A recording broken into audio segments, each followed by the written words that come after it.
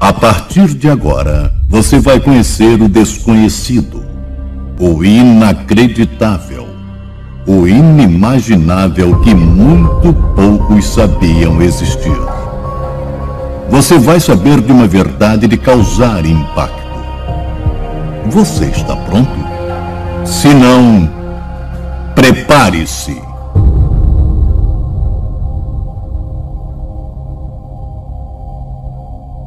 Através do seu Santo Espírito é você. Tenha muito cuidado com os religiosos. Tenha muito cuidado principalmente com aqueles que se parecem os mais santos. Cuidado com o protestantismo. Cuidado com a religião evangélica. Porque é nessa que as pessoas mais confiam, achando que é a religião do nosso Salvador.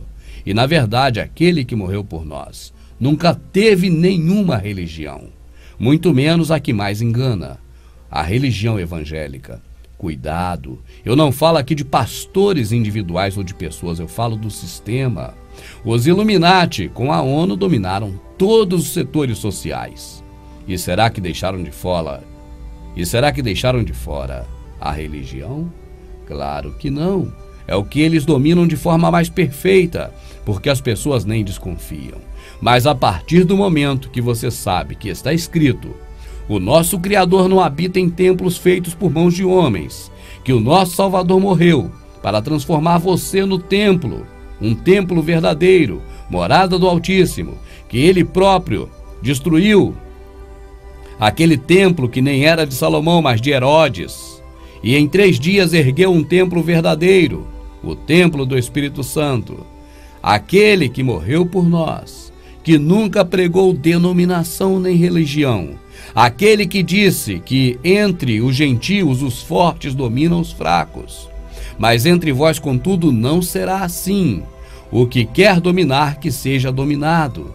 Então não há, nas questões espirituais, para nos preparar para a próxima, ninguém, nenhum outro homem, que possa se colocar entre você e o Criador. Porque assim como foi rasgado o véu de alto a baixo, isso é muito repetido, também as pedras se fenderam, e isso não é dito, eles escondem, mas está escrito no mesmo local. O véu do templo se rasgou e as pedras se fenderam. Não há mais véu do templo, não há mais templo de pedra. Há o templo, morada do Altíssimo, que somos nós, que somos erguidos, edificados para a morada do Espírito, conforme está escrito. Assim, meu amado, cuide que ninguém vos engane, porque dízimo na Escritura nunca foi dinheiro.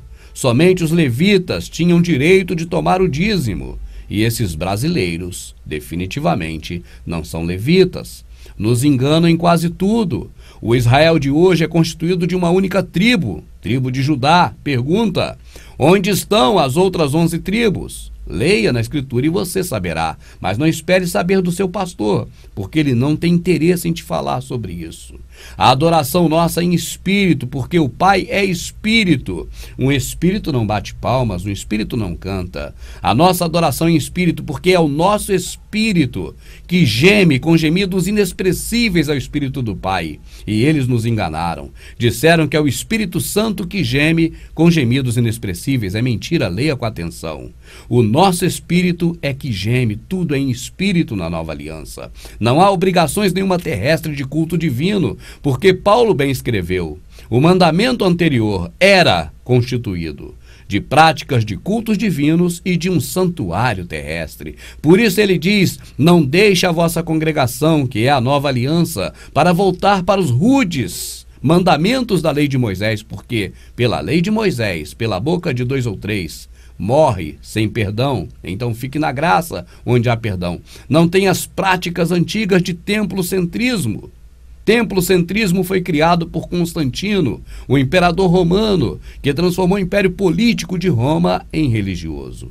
Os conselhos que eu dou para você, neste final deste trabalho, é que você leia a Escritura de forma linear. Não pegue mais capítulo nem versículo, porque isso não é da Escritura, isso é da Bíblia. Isso foi inventado há muito pouco tempo atrás, quando a Bíblia foi popularizada. Assim deixaram a Bíblia chegar até você. Antes ela era proibida. E por que era proibida? Porque você não podia ler na íntegra. Se você lesse de forma linear, você saberia da grande mentira do cristianismo. Hoje, nós podemos voltar à Escritura. É só não levar mais em conta o que acrescentaram. Está escrito para que ninguém acrescente, e eles acrescentaram. Capítulo, versículo, concordância, epígrafe não faz parte da Escritura. E outra coisa, meu amado, quando você abre a Bíblia e vê escrito numa página em branco, Novo Testamento, é mentira. Leia que você vai ver. Você vai continuar lendo a Velha Aliança, mesmo em Mateus, Marcos, Lucas e João, até o momento que o Salvador morre. Até ali é Velha Aliança. A Nova Aliança, que nós devemos obedecer porque estamos nela, começa quando ele morre. Mas a Bíblia está preparada para te enganar. Assim, a Nova Aliança na Bíblia. Ela começa na Bíblia de forma errada. A partir daquela página em branco, você não creia mais nisso. Ou então você estará fazendo práticas que o nosso Criador não quer que você faça. Estará deitando remendo de pano novo em vestes velhas, ou vinho novo em odres velhos, como bem foi dito pelo nosso Salvador. Assim, amado, saiba. O nosso Salvador disse: este povo me louva com os lábios, mas o coração está longe de mim. Ele não pede louvor, ele diz: eu não aceito louvores de homens. Ele fala: a minha obra é esta, que creia naquele que me enviou. É melhor praticar a obra que ele nos ensinou ou a obra que o sistema religioso nos ensina, que é pagar e continuar pagando para sustentar o templo, que nunca foi a habitação do nosso Criador? Porque quando Salomão fez o templo, ele fez para o Deus que habita nas trevas, segundo as suas próprias palavras, descrita no Antigo Testamento. É só você ler. E eu pergunto: o Criador dos céus e da terra habita nas trevas? Foi ele que apareceu em Gibeá em sonho, para Salomão, e disse: se você andar reto perante mim, eu constituirei seu reino para sempre. Salomão estava reto? Ou já havia se comprometido com a filha de Faraó e com o adversário de Israel, o rei Irão, para a construção daquele templo que o nosso Criador nunca pediu? Dele, seu profeta disse: vocês confiam em palavras mentirosas, dizendo que este templo é do Criador, este templo é do Criador, este templo é do Criador. Palavras mentirosas, segundo Jeremias. Assim finalizo. O que está aí foi criado pelos Illuminati. É uma armadilha, e você cai nela se você quiser. Se não quiser, leia a Escritura de forma linear, e te garanto que ninguém nunca mais vai te enganar. Assim, eu fecho com a palavra: prepare-se.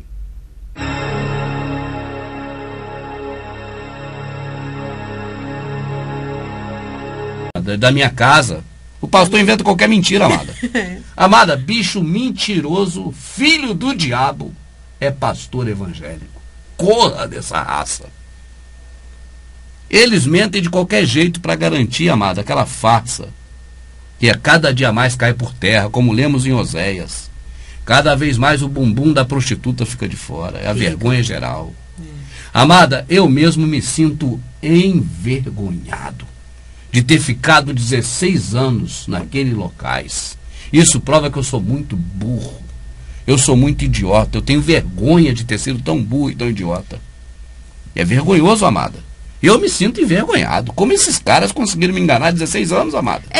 Você fica admirado assim, porque é uma coisa assim, agora que a gente consegue, como você comentou no começo, enxergar globalmente, nessa questão aí do que eles ensinam, da religião evangélica, e junto com ela o catolicismo, aí você não entende como você conseguiu ficar tanto tempo, sendo enganado e não enxergou essas coisas mais cedo. Amada, você vê que a coisa óbvia, é só a gente ler, está escrito aqui na Bíblia, a Bíblia está aqui na nossa mão. Está escrito na Bíblia, é só ler. O véu do templo se rasgou e as pedras se fenderam. Entende, amada? Sim. Nem templo passou, nem o que existia passou a existir mais. A prova disso é que hoje, se a pessoa for lá, vai ver que não tem templo naquele local, tem outra coisa lá. Agora, amada, este é o Santo dos Santos e essa é a arca. Essa arca aí, amada, essa representação da arca é aquela mesma que Jeremias disse para nós. Quando os dias se tiverem cumprido, tá certo? Sim. E vocês se multiplicarem na terra, nunca mais se diga a arca do concerto. Verdade. Não a traga mais ao seu pensamento e nunca mais, de forma alguma, faça outra. Hoje é difícil você encontrar um desses locais, amada, que não tem uma arca lá dentro. Outra coisa. O povo não leu Jeremias, porque o pastor nunca mostrou para ela essa parte. Mostra muitas outras coisas que interessam a eles, mas essa parte eles não mostram. E o povo vai ser destruído por falta de entendimento. Exatamente. Porque tu, sacerdote, rejeitou a lei do Criador. E já que tu, sacerdote, rejeitou a lei do Criador, eis também que já vou-lo tenho rejeitado, para que não seja mais sacerdote diante de mim. E naquele dia rejeitarei também seus filhos. É o texto de Oséias. Agora eu entendo que o Criador fala que rejeitará os filhos, porque cada pessoa tem um entendimento, né, o livre-arbítrio de procurar, de buscar, não é verdade? De pesquisar, de buscar a verdade. Minha rica. Se preferem continuar sendo enganados, e muitos até descobrem, mas preferem fechar os olhos para não ver. Amada, é justamente para não ser culpado do que ele não é culpado que ele escreveu assim: eu não levo em conta o tempo da ignorância. Certo. É isso que ele fez. Exatamente. Ele é justo. O Criador é justo como nada mais no universo. Então, para não ter injustiça nele, ele diz: eu não levo em conta o tempo da ignorância. Se você é vítima, você é uma coisa. É verdade. E aí o Criador está vendo isso. Agora, se passa a não ser mais vítima, porque agora já sabe, entende, amada? Já tem consciência, você deve agradecer, porque você não é uma formiga. Até as formigas que não têm um cérebro pensante, elas se organizam. Não é, amada? Elas entendem exatamente qual a função delas. E você não é uma formiga, você pensa. É um animal capaz de pensar. É um privilégio que o Criador só deu a nós, a raça humana. Esses homens que não querem que você pense, mas que você coma tudo sem pensar, corra desses caras. Esse é aquele passarinheiro. Pessoas ímpias. Ímpio, amada, não é quem não é crente, você deveria saber. Você aprendeu que ímpio é quem é crente, quem não é crente? Deveria saber, meu amado. Na Escritura, ímpio é quem não tem piedade, quem não tem amor ao próximo, entende? Quem não tem amor ao próximo é ímpio, porque não tem piedade. Essa é a palavra. E está escrito assim, amado: ímpios se acham no meio dos ímpios? Não. Entre o meu povo. Armam laços. Como passarinheiros, as suas gaiolas estão cheias, repletas de gente sendo enganada. E sabe o que mais ele fala? Ó, você já leu? Eu já li, mas não me recordo. Os profetas profetizam mentiras. Os sacerdotes buscam dinheiro. E o meu povo assim deseja. Isso mesmo. Lê, amado, Jeremias. Tem muita coisa que eles não leem para você. Jeremias fala muito. Vamos em frente, amada? Vamos. Olha aí, essa é a representação, amada, da Arca da Aliança. Inclusive, neste desenho, eu creio que ele deve ter sido feito por alguém religioso, protestante. Pode ser. Porque essa arca nem existia mais na época do templo de Herodes. Havia o local do altar, mas não havia ali. É você lembrar que já tinha sido perdida, é isso, Rubens? A arca, quando Nabucodonosor levou tudo de lá, os objetos sagrados, né? Pronto. Entende, amada? A arca para ele não tinha valor nenhum, sei lá o que houve, sei que desapareceu.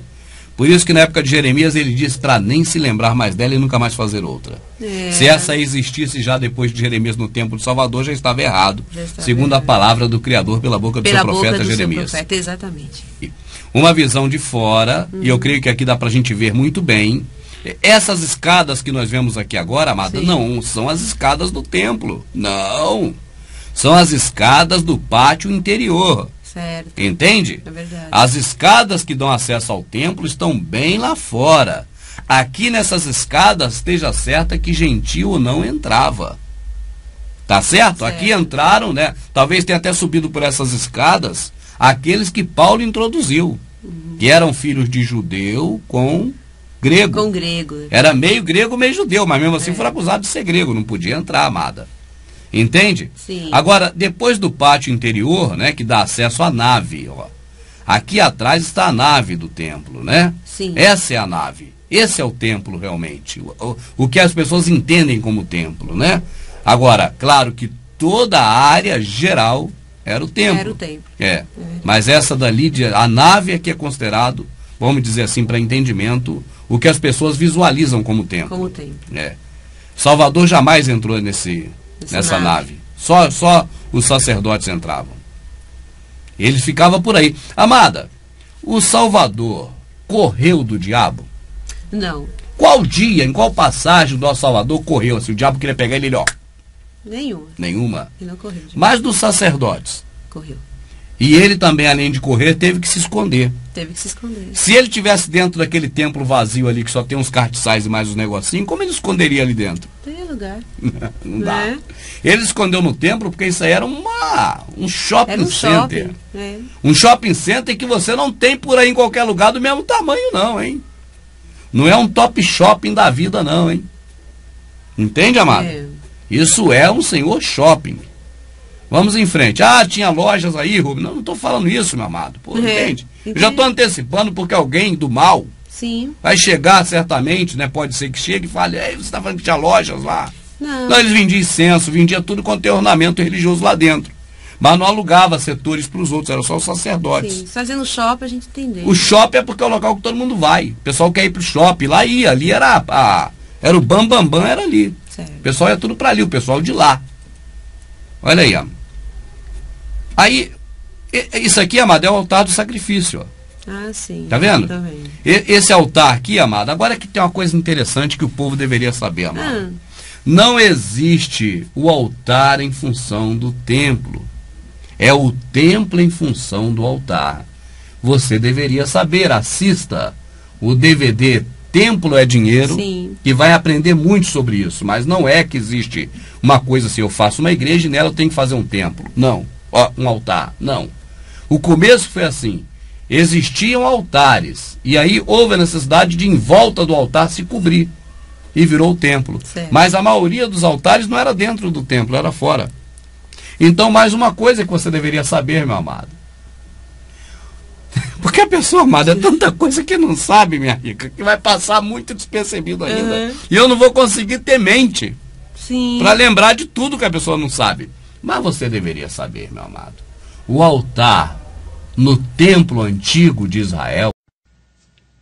É muito comum nas pregações o pregador do sistema religioso ele usar a palavra durante meia hora, falando para você sobre um assunto determinado, e usar a escritura apenas para testificar o que ele diz. Assim ele pode inventar a mentira que ele quiser, ou repetir a mentira que ele aprendeu com o curso de teologia, ou com o próprio sistema religioso, e ir mandando você a todo instante apenas conferir na escritura. Quando você vai conferir na escritura, e você vê exatamente como o pastor falou durante meia hora, você não tem mais dúvidas de que o pastor está falando a verdade. Por quê? Porque ele usou uma tática com você, uma tática psicológica da associação. Tá certo? Você vai associando uma coisa a outra.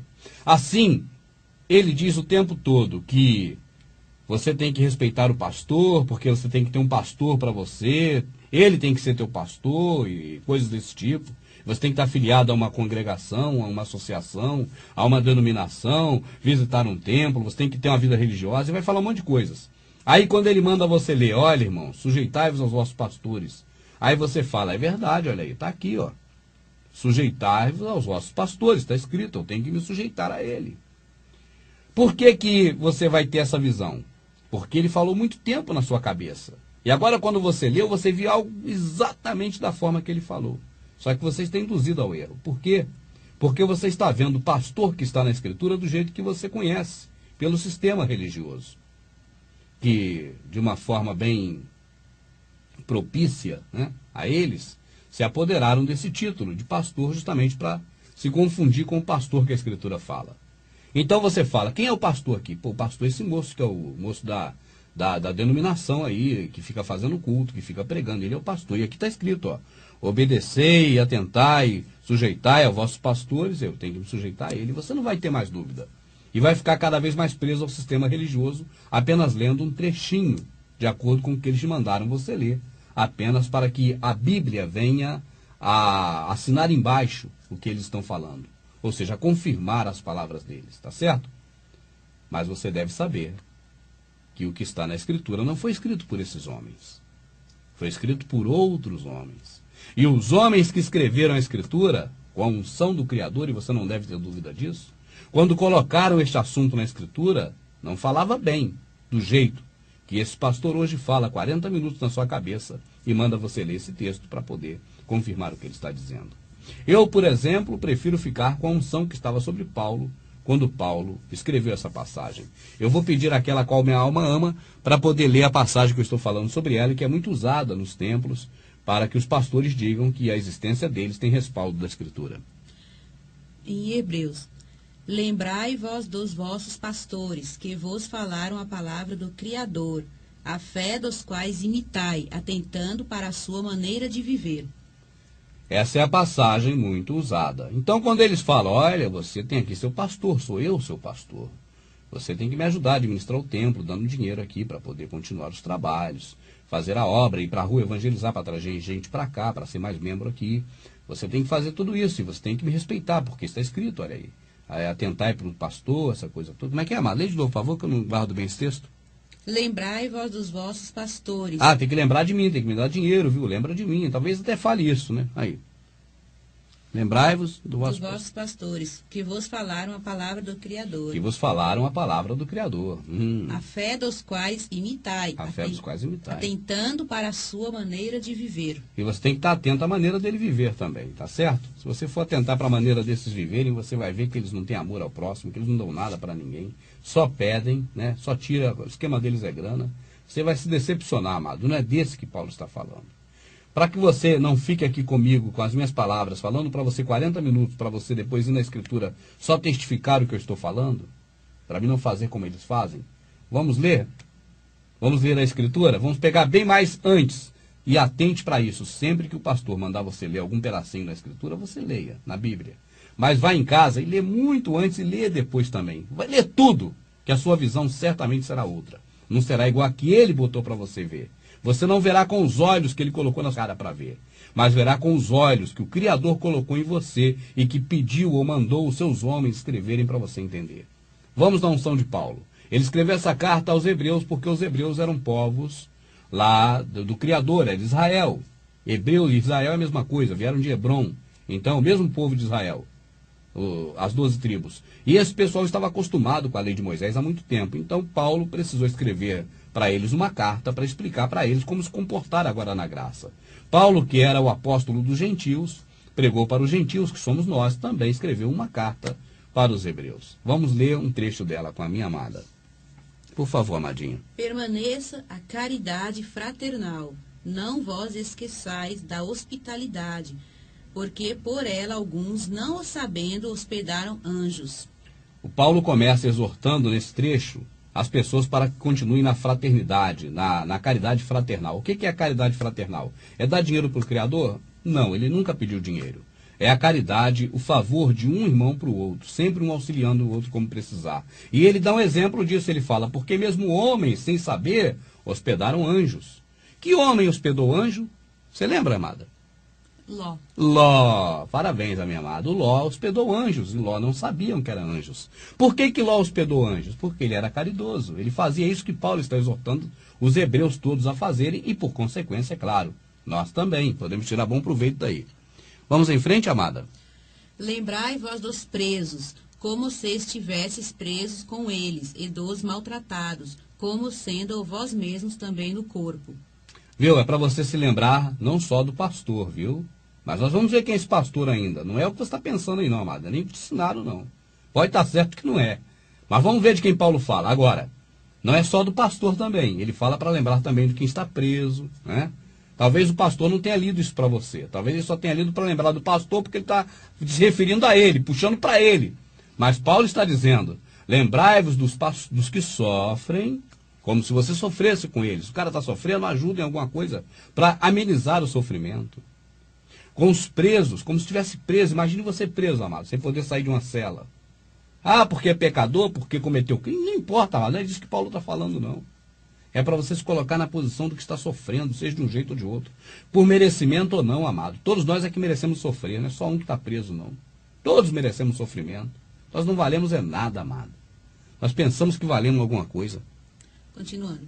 Venerado seja entre todos o matrimônio e o leito sem mácula, porém aos que se dão à prostituição e aos adúlteros, o Criador os julgará.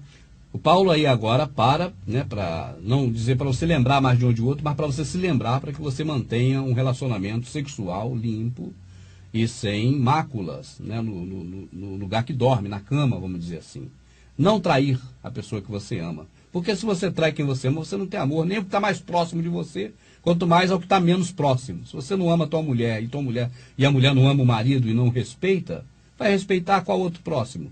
Se ama o próximo, ama o marido, e o marido a esposa. E se ama, claro que não vai cometer esse tipo de abominação contra o nosso Criador. Sejam vossos costumes sem avareza, contentando-vos com o que tendes, porque ele disse, não te deixarei, nem te desampararei. O nosso Criador é a nossa dádiva que nós temos. Então, tudo mais que nós podemos ter na terra não é nada perante ele, porque ele é o máximo que nós temos. O que ele fez por nós, nos dando o seu filho, é o máximo que alguém poderia fazer por outro. Porque o filho nos resgatou não da vida terrena, mas da vida eterna. Na vida terrena tu vai morrer, tu vai sofrer, tu vai gemer, tu vai ficar doente. Isso é assim mesmo, são coisas da vida. Uma hora você ri, outra hora você chora. Mas muito maior do que isso é a glória, né? Viver eternamente, é a ressurreição. É o que Paulo sempre pregou. E assim, com confiança, ousemos dizer, o Criador é o meu ajudador, e não temerei o que me possa fazer o homem. Lembrai-vos dos vossos pastores, que vos falaram a palavra do Criador, a fé dos quais imitai, atentando para a sua maneira de viver. Veja bem, Paulo não está falando em denominação, está? Ele não está falando em clero religioso. Ele agora incluiu, junto com as demais orientações, também o pastor. Agora, atente bem para um detalhe. Eu quero que a minha amada repita um pedacinho aí dessa parte. Vai. Lembrai-vos dos vossos pastores, que vos falaram... Repete só o final. Que vos falaram a palavra... Ah, peraí. Quem são os pastores? Os que falam ou os que falaram? Repete aí, amadinha.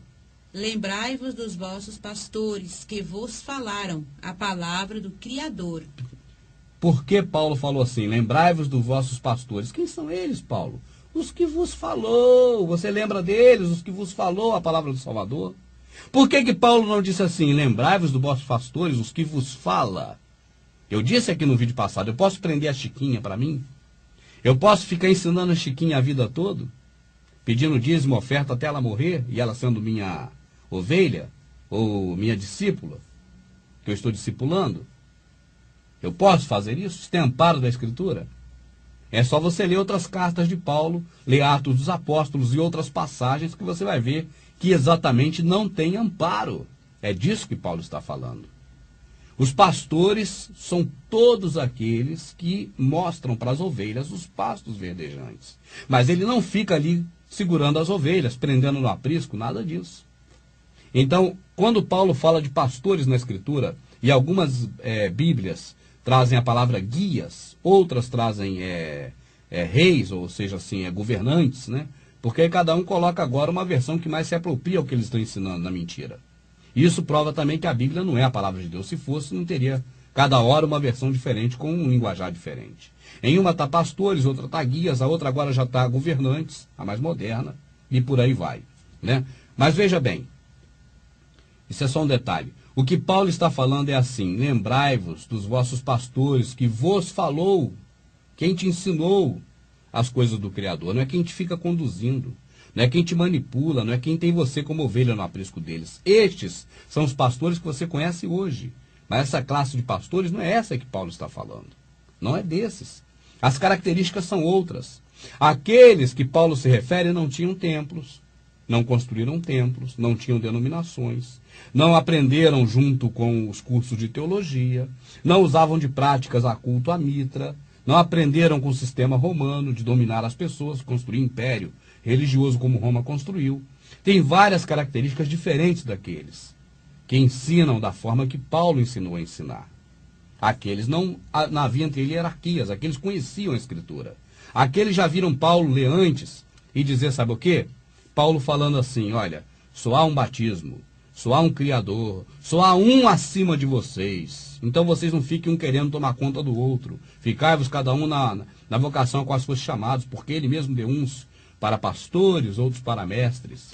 Você vai ler, acho que é Hebreus ou Efésios, se eu não me engano, e vai ver Paulo falando sobre isso. O Salvador falou assim, olha, toda autoridade foi dada a mim.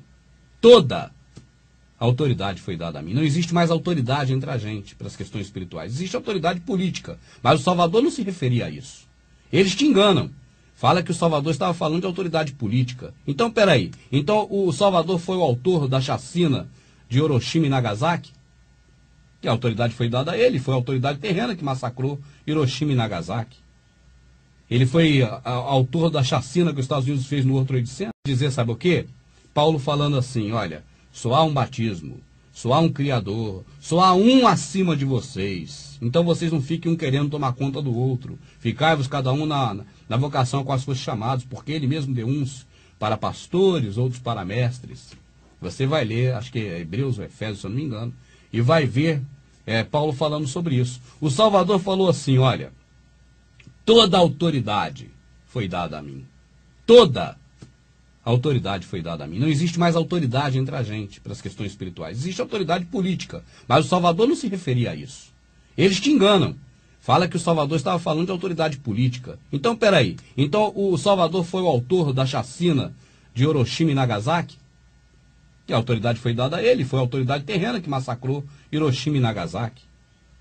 Ele foi autor da chacina que os Estados Unidos fez no World Trade Center. Ele foi autor da covardia de Pearl Harbor na Segunda Guerra. A autoridade é dele. Não, meu amado. Embora os cães gulosos te ensinem que a autoridade política foi dada ao Criador, o mundo jaz no maligno. Ele nem quer essa autoridade, o reino dele não é desse mundo. A autoridade que foi dada a ele, toda a autoridade que foi dada a ele, é a autoridade espiritual. Não há ninguém acima de você, além do Criador. Só ele, não tem outro. A Escritura diz assim, porquanto só há um mediador entre o Criador e o homem, o Salvador, homem. Leia bem, está escrito o Salvador, homem, para você ver que não precisa de outro homem. Então, toda vez que um cão guloso falar para você que está na Escritura que ele tem respaldo, você lê atentamente que você vai chegar a essa conclusão. Agora, eu não vou parar por aqui não, eles mandam parar, mas eu vou em frente. Porque lá na frente, neste mesmo capítulo deles, você vai ver Paulo falando que o nosso pastor não é eles, mas é o Salvador. Olha lá. Vamos seguir. Lembrai-vos dos vossos pastores que vos falaram a palavra do Criador. E que não são esses cães gulosos que estão aí. Esses aí seguem a Mitra, seguem a Constantino. Eles têm práticas que não são igual daqueles que Paulo se refere. Os pastores que apenas falam para a pessoa para despertamento e daí em diante o próprio Espírito Santo é que ensina porque assim está escrito. A fé dos quais imitai, atentando para a sua maneira de viver. Como é que eu vou atentar para a maneira de viver desses homens hoje? Eu posso atentar para a maneira deles viver para me seguir? Como é que eu vou fazer isso? Não tem como. O Salvador é o mesmo ontem, hoje e eternamente. Não vos deixeis levar em redor por doutrinas várias e estranhas, porque bom é que o coração se fortifique com graça, e não com manjares, que de nada aproveitam aos que a eles se entregaram. De que manjares é esse que ele está falando? Das oblações, das coisas da velha aliança. Entende? De altar. O nosso altar é o Salvador. Nós não podemos ter o altar como tem no templo. Aquele templo ali tem um altar ali em cima. E já estão botando até a arca em cima daquele altar. É pior ainda. A arca que Jeremias fala para a gente nem lembrar dela mais. Temos um altar, de que não tem direito de comer os que servem ao tabernáculo, porque os corpos dos animais cujo sangue é pelo pecado trazido pelo sumo sacerdote para o santuário são queimados fora do arraial. E por isso também o Salvador, para santificar o povo, pelo seu próprio sangue, padeceu fora da porta. Agora pede o seu pastor para te explicar isso. Vê o que ele vai ter que inventar de mentira para ele te explicar isso. Porque se ele for falar a verdade, ele joga ele por terra. O que Paulo está falando aí? Parece um mistério, não parece, amado? Parece algo assim do outro mundo que a gente não compreende. Paulo está dizendo coisa simples, meu amado. Paulo está falando para você, para obedecer, para você atentar para o modo de andar daqueles que te falaram a palavra, tá certo? Está falando, lê logo depois, amada, porque fugiu aqui o pensamento. Porque os corpos dos animais... Não, antes. Temos um altar de que não tem direito de comer os que servem ao tabernáculo. Temos um altar, este é o Salvador, o que morreu de verdade por nós, que é o único acima de nós, entre nós e o Criador. Não tem outro para poder ficar te guiando. entende? E não tem direito de participar deste altar o que serve aos tabernáculos, quem visita templo. Quem está em templo, tabernáculo é templo, amado, templo de pedra, onde esses homens que se dizem os pastores que Paulo se referia, e não são esses, mas se dizem esses, onde eles ficam, no templo de pedra. Segue, por favor. Porque os corpos dos animais cujo sangue é pelo pecado trazido pelo sumo sacerdote para o santuário, são queimados fora do arraial. E por isso também o Salvador, para santificar o povo pelo seu próprio sangue, padeceu fora da porta. Fora da porta, amado. A porta que o Salvador se refere, a porta do curral das ovelhas, a porta do aprisco. O Salvador padeceu fora do sistema religioso. É isso que está falando. O que acontecia? O sacrifício era algo inerente ao sistema religioso. Você está entendendo? Sacrifício de animais era algo inerente ao sistema religioso. Eram os sacerdotes quem oferecia esses sacrifícios. Mas o sacrifício perfeito do nosso Salvador não foi oferecido por sacerdote dentro do sistema religioso, não. Foi fora. Ele padeceu fora do sistema religioso. É isso que ele fala. Ele próprio, no Evangelho de João, quando ele diz, eu sou a porta.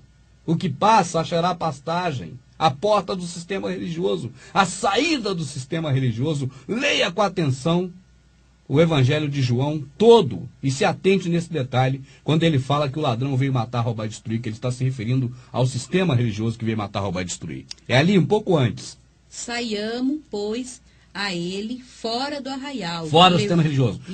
Você quer sair em encontro ao Salvador?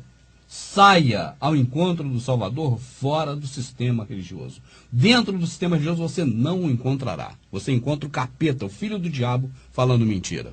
Saiamos, pois, a ele fora do arraial, levando o seu vitupério, porque não temos aqui cidade permanente, mas buscamos a futura. Aí você vê esses homens que falam para você essas mentiras. Veja se não são os mesmos que ficam te incentivando com as coisas do mundo. Para que você tenha carro, tenha casa, tenha felicidade aqui no mundo, tenha saúde, tenha tudo que puder aqui do mundo. Vê se não são os mesmos, meu amado. Observe se não são os mesmos. Esses homens que estão aí hoje, aí dizem que são aqueles. Paulo está falando o contrário, contra esses que estão aí hoje, que te manda querer o melhor dessa terra. Ele está dizendo que nós temos algo não aqui, mas fora daqui. Algo no plano celestial. Agora vamos em frente que ele vai dizer quem é nosso pastor. Se são esses homens que estão aí. Portanto, ofereçamos sempre por ele ao Criador sacrifício de louvor, isto é, o fruto dos lábios que confessam o seu nome. Hoje acha que se louvar é cantar música apenas. Não, eu posso falar das coisas do Criador como eu falo, o tempo todo como você fala. Isso é louvar a ele.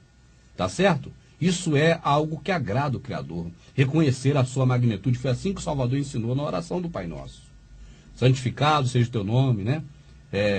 Pai que está no céu, acima de tudo. É isso aí, isso é louvor, isso é louvar a ele. Agora, a música também é uma forma de louvar. Só que quando você vê aí as pessoas cantando para as próprias pessoas, o Criador não vai apagar seus sonhos, não sei o que, para você e você. Isso não é louvor ao Criador, isso é música que agrada o ouvido de quem ouve. É outra história. Você não pode achar que as músicas evangélicas são louvor.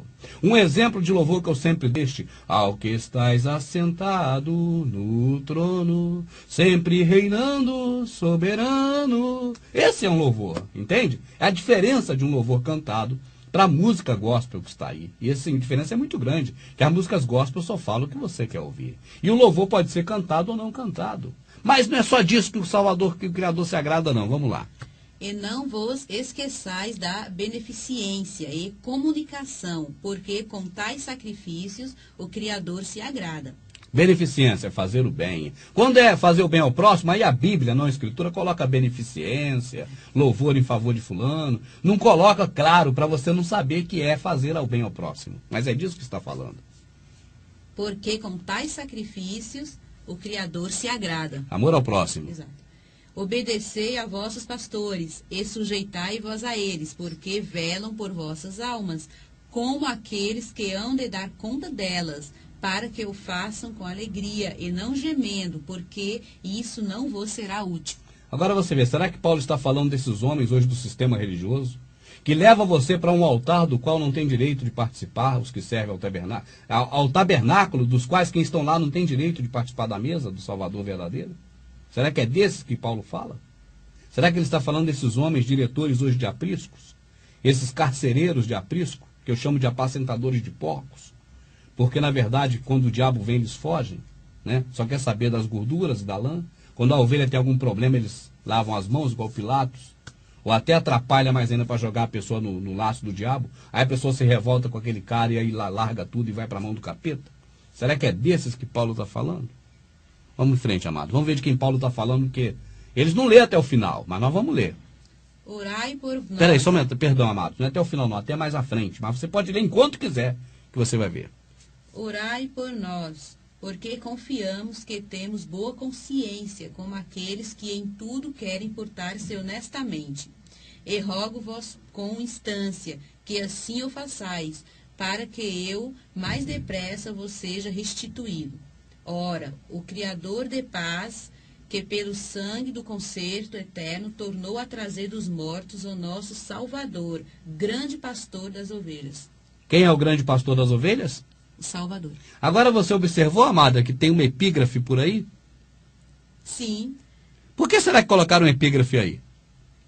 Para nos enganar? É para não separar para perder o sentido da leitura. É. Porque você lê até epígrafe, quando tem epígrafe você acha que está falando outra coisa, porque epígrafe norteou um outro assunto. Para você não ver que o grande pastor das ovelhas é quem? É o homem que está dizendo para você que é o pastor, você tem que se lembrar dele. Quem é o pastor? O Paulo está maluco? Uma hora ele fala uma coisa, outra hora ele fala outra? Olha de novo, amada, esse finalzinho. Será que Paulo ficou pinel?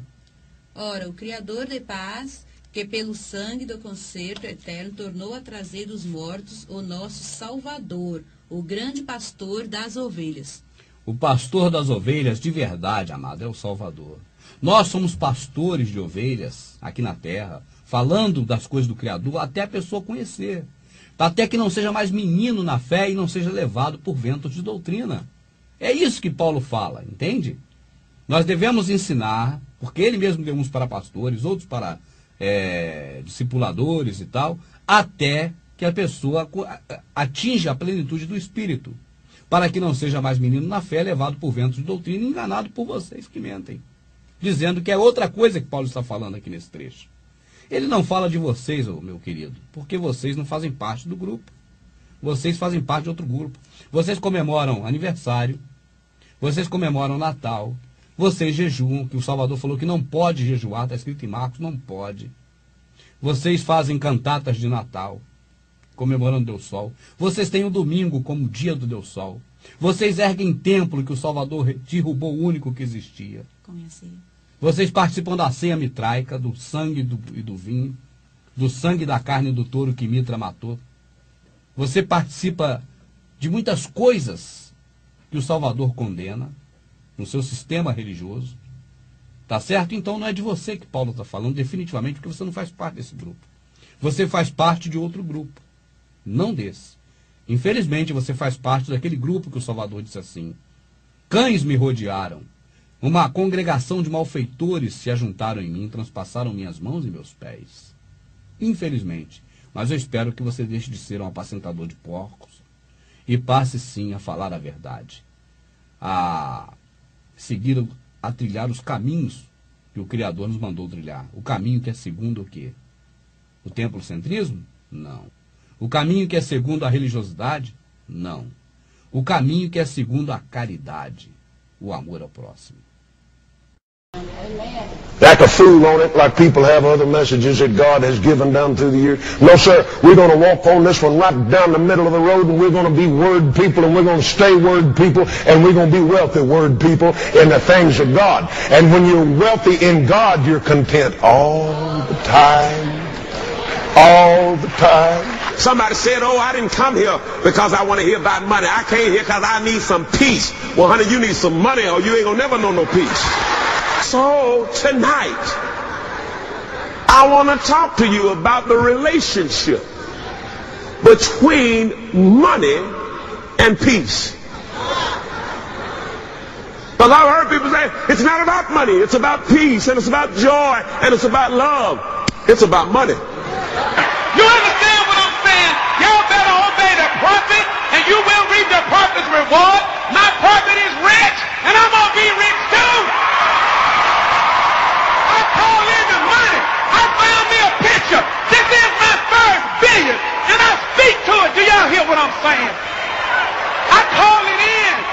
to recognize what this Bible is saying. God is trying to put glorious material wealth and blessings into our hands, and he's going to do it by way of the anointing. I did not come here to preach this message to you to see what I can get out of you. I didn't come here to get anything from you. I'm already wealthy. I'm loaded. I got more than enough. I'm a blessed man. I didn't come here to get something from you. I didn't ride here on Delta. I rode here on my own airplane. You understand what I'm saying?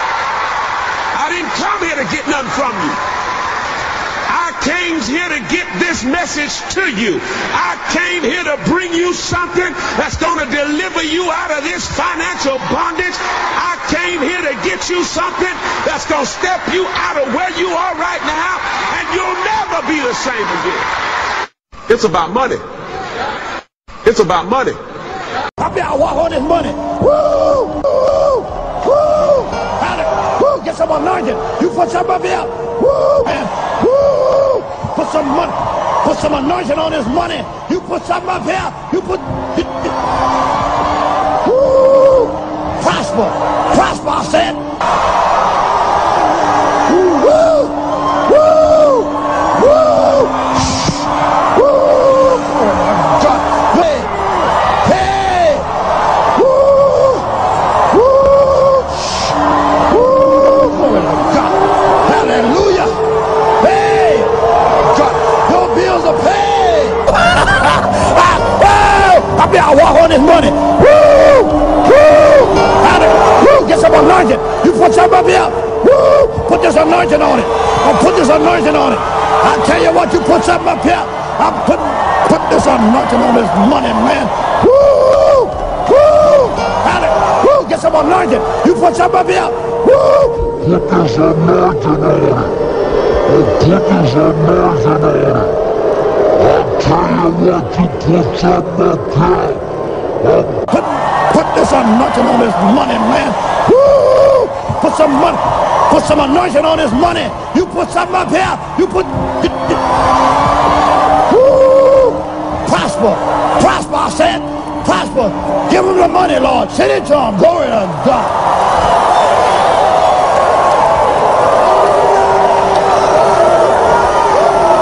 I place my anointing on this money.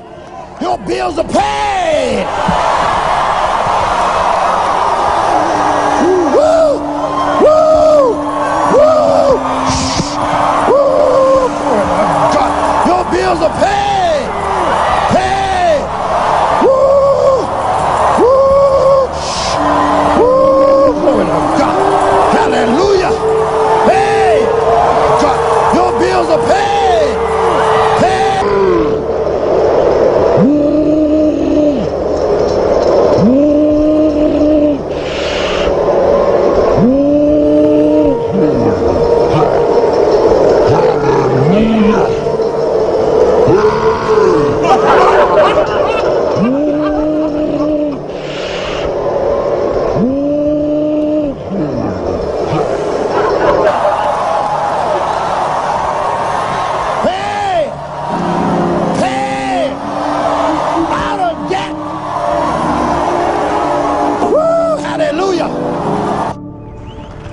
To the Lord Jesus Christ. Oh, the Lamb. Jesus is so good to me tonight. Hallelujah. Thank you, Jesus. I praise the Lord. Oh, glory, glory. Hallelujah. I feel good in my soul. Praise the Lord. Oh, sure isn't as heavy as it used to be, though, in the old days. Wow. It's really heavy then. I rebuke the powers of darkness. Oh, Yalamasi, Yalamasi.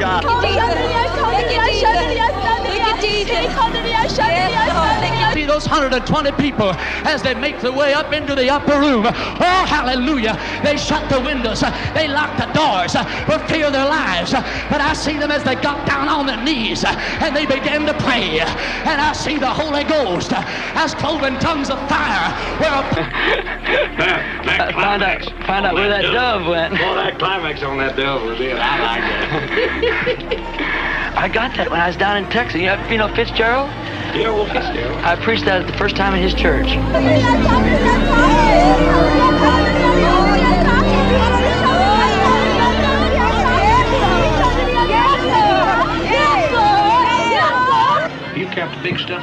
this. Okay. You gonna trust me? Oh, I think I'll trust you. Okay. 20, 15.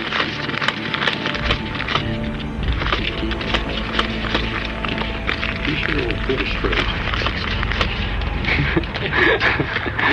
Burning the hell, that's really a drag, you know. And I'm hoping that maybe they'll see that that's not where it's at, so that you can, like, you could go if you want to do it in church or at a rock concert. As long as you get off, that's okay, but you don't have to worry about, you know, everyone someday going dangling up to heaven. We're going to walk on those golden streets, you know.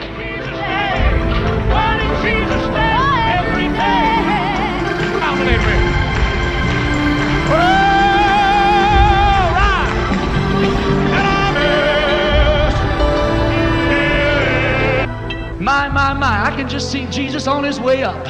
Hallelujah. Going up into the sky. I'm going. Come on and praise God for your freedom. You're not bound, you're free. You're not bound, you're free. Come on, Joe. Bend that leg in Jesus' name. Step out. Step out in the name of Jesus. Step out in the name of Jesus. Step out in the name of Jesus. Lift that leg up and loosen. Get loosen by the power of the Holy Ghost. Hallelujah. Hallelujah. Hallelujah. Hallelujah. Hallelujah. He's free right now. He's bending that leg right now. God's setting him free right now. The doctor said he'd never do it. Over a year it's been stiff, but tonight it's free. Hallelujah. Hallelujah. Hallelujah. That's right. Thank you, Jesus. Thank you, Jesus. Thank you, Jesus. Thank you, Jesus. Hallelujah. Hallelujah. Hallelujah. Thank you, Jesus. Hallelujah. This is God's day. And if it's God's day, it's your day. Hallelujah. This is the day of the children of the Lord. Hallelujah. Hallelujah. Right now. Brother, say Jesus. Right now, Jesus. Say Jesus. Say it again, Jesus. Rock singer, because I enjoy, you know, moving on stage, working a microphone, and I've watched certain rock performers perform, and a lot of things I do, you know, I've copied off of them or as a business. This is a general love offering, expense offering for the Lighthouse Church budget. We do have a heavy budget, and we don't use God's money for foolishness. We just don't. A lady who hasn't seen me in 25 years wrote me a letter and said, Sister Taylor, I have promised God I'm giving Allie Taylor a whole acre of commercial property right on the highway 20 miles from Tampa, right close to the Sun City, St. Petersburg. I'm going to give you a chance because the Lord's been talking to me to prove God this morning again. I have some slips made out, and it says, help me prove God for these blessings. Now, these are not for everybody. These are for a special few. These are for people that are going to sacrifice maybe some bills they need to pay. Or maybe it's that dress they needed to buy. Or maybe it's that fall coat that you've been laying away a little money on. But this morning you feel like it's time for you to prove God and make a sacrifice. Don't you come up here for this unless you've made a sacrifice. Now, everything you give to God's not a sacrifice. It's your reasonable service to give every dime you can to the Lord. But when you take something that hurts, like I've done down through the years and like many of you have done, and give to God, God will give you this morning what you stand before me for He spoke to me to do this. While they're coming, if you have a prove me offering, I want you to fill out one of these slips, and then you're going to get in the other side and line up till I get there. Don't put it in the basket over there. Don't put an offering in the basket over there till I get there. Everybody march for this great general offering this morning. Get in this line if you have a prove me offering. Line up over there. Oh, yes, Jesus. The sacrifice offering is on your left this morning. Just get in line.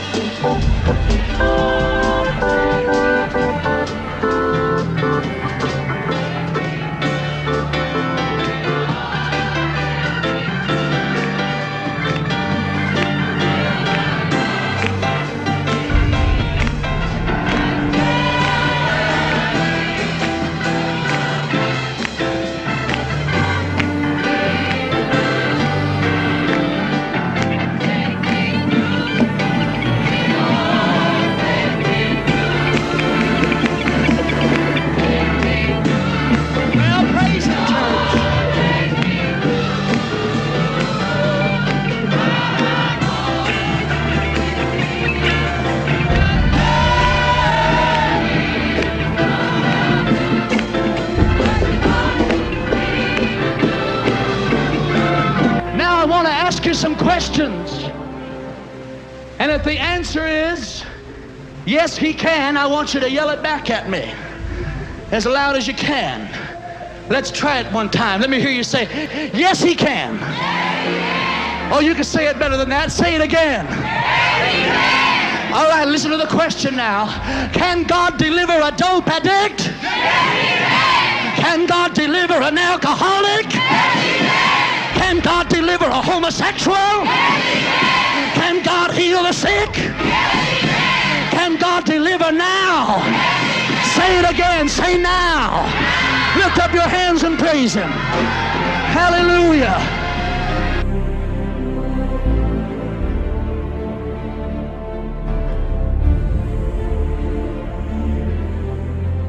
I worked for 75 cents an hour with a pick and shovel, and I preached on Sundays and pastored the church, and I said, because I was faithful, God's now given me a Cadillac. Hallelujah. Son-type relationship, because he won't talk about the time when I was a child. So our relationship is completely a lot of voids in it, because when we see each other, we're like walking on needles, you know, and we have nothing really to say to each other. We talk about his trees and his yard and different things, but there's no communication at all.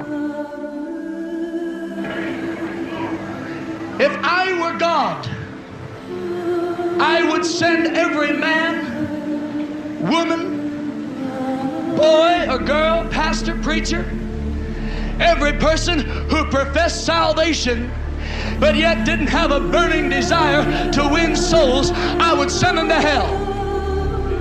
Oh, yes, I would. And I would let them remain among that sea of lost humanity until they had a burning desire.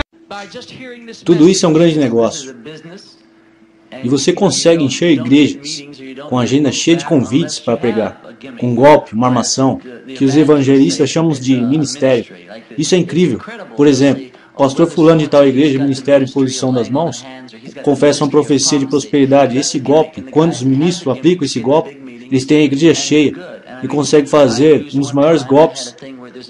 Eu comprei uma tinta especial e coloquei na minha testa, e o suor começou a se misturar com a tinta e ficou vermelho. E eu pintei um formato de uma cruz. Enquanto eu estava pregando, a cruz começou a aparecer e as pessoas começaram a notar a cruz. A tinta logo foi embora, não durou muito o efeito e não me lembro muito bem, mas o resultado disso foi a maior multidão de crentes que eu já tive, porque eles viram a cruz e diziam: irmão, Marjo, apareceu uma cruz na sua testa enquanto você pregava. Isso foi o suficiente para conseguir mais fiéis. Parecia bem real e foi muito fácil de enganá-los. Foi fácil pedir mais oferta e coletar dinheiro. Você que escuta a minha voz nessa noite, eu sei que tem algumas mulheres, eu sei que tem $10 e que guardou esses 10, mas Deus falou no meu coração agora para pedir para você pegar esse dinheiro e enviar para mim pelo correio. Deus vai te abençoar se você enviar esse dinheiro para mim. Deus te dará muito mais, te dará você nunca teve antes. Se você estiver falando ao vivo e estiver sendo escutado por 40 estados, no horário onde milhares de pessoas estão te ouvindo, chances são de que pelo menos 200 ou 300 senhoras com $10 guardado, entre essas senhoras, 300 senhoras, pelo menos 200 vão te enviar $10. Você vai ganhar 2.000 rapidinho. Esse é o jogo que você tem para coletar mais dinheiro. Você fica nesse negócio e não sai mais.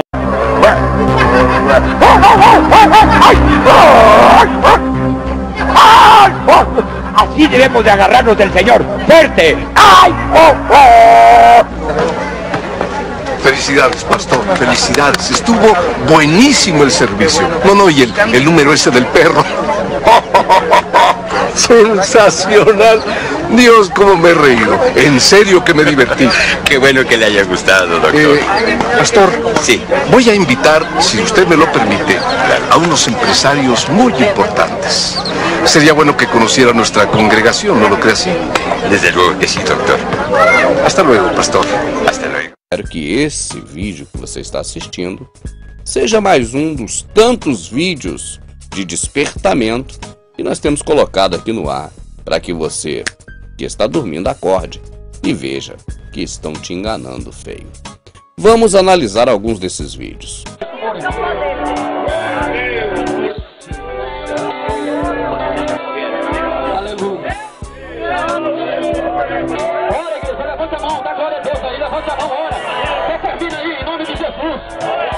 Vai orando, está saindo a enfermidade.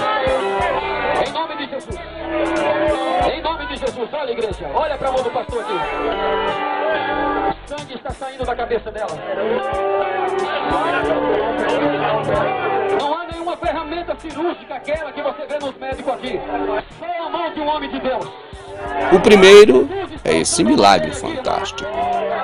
Um milagre digno de um Mr. M, digno do Mandrake, porque é, na verdade, um grande truque.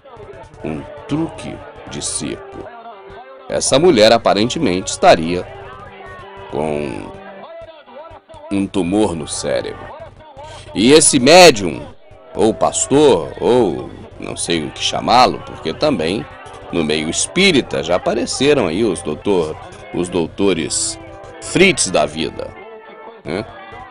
E pelo menos quando nós víamos o Dr. Fritz na Rede Manchete antigamente, aparecia realmente ele abrindo as pessoas. Esse aí que você vê agora, nessa denominação, embora os gritos de Deus está operando, de que Deus é maravilhoso, olha como Deus trabalha, olha como trabalha a mão do homem de Deus, embora o locutor, animador ali fique falando essas coisas para mexer com o sentimento das pessoas, mas nós vemos que ele faz realmente um truque muito mal feito. Mostra-se claramente que ele já traz ali escondido pedaços talvez de galinha, fígado de galinha, alguma coisa de algum animal, e começa a manipular com a sua mão, sempre ocultando o local exato onde está o efeito do truque ali, os pedaços de órgãos, né, de algum animal com sangue. Inclusive a testa da mulher, você olha que está limpa. Daqui a pouco ele coloca uma casquinha de talvez um pedaço de fígado ali em cima, com sangue, e agora ele vai espremer aquele pedacinho de fígado que ele mesmo colocou ali, e agora já fica limpinha a testa da senhora de novo. Então é um truque até muito mal feito, vamos dizer assim. Mas as pessoas acreditam, porque as pessoas estão em transe e precisam acordar para ver que na verdade é apenas uma grande ilusão. Me postro ante ti. ¿Cómo se llama? Stephanie. ¿Es la única que tiene? Sí. Por ahora. Por ahora.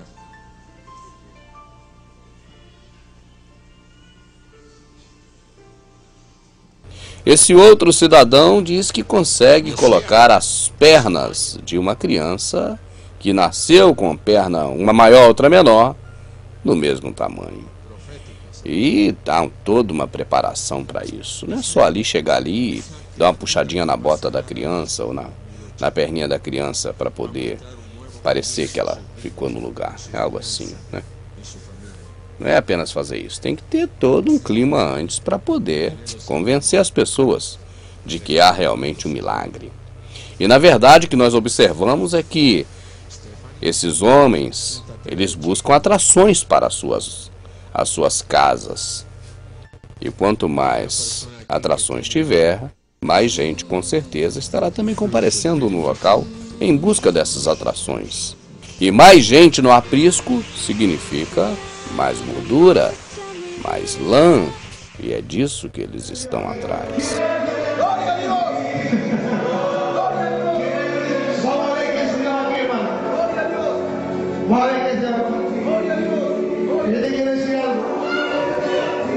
Yo creo que Dios puede hacer este milagro. Lo creo. Yo no sé qué va a pasar. Otra rama andaba acá, estaba aquí, la avanzaba. Gloria a Dios. Mira, Padre, esta noche la vergüenza de Dios. Esse grande homem de Deus, ele faz um truque que você pode fazer na sua casa. Esse é o mais simples de todos. Ele coloca a mão assim. E aqui ele vai, vai chegar no lugar, chegou, é um milagre, é um milagre. É muita palhaçada, meu amado. Mas as pessoas estão em transe tão profundo, tem que fazer um assim, para acordar.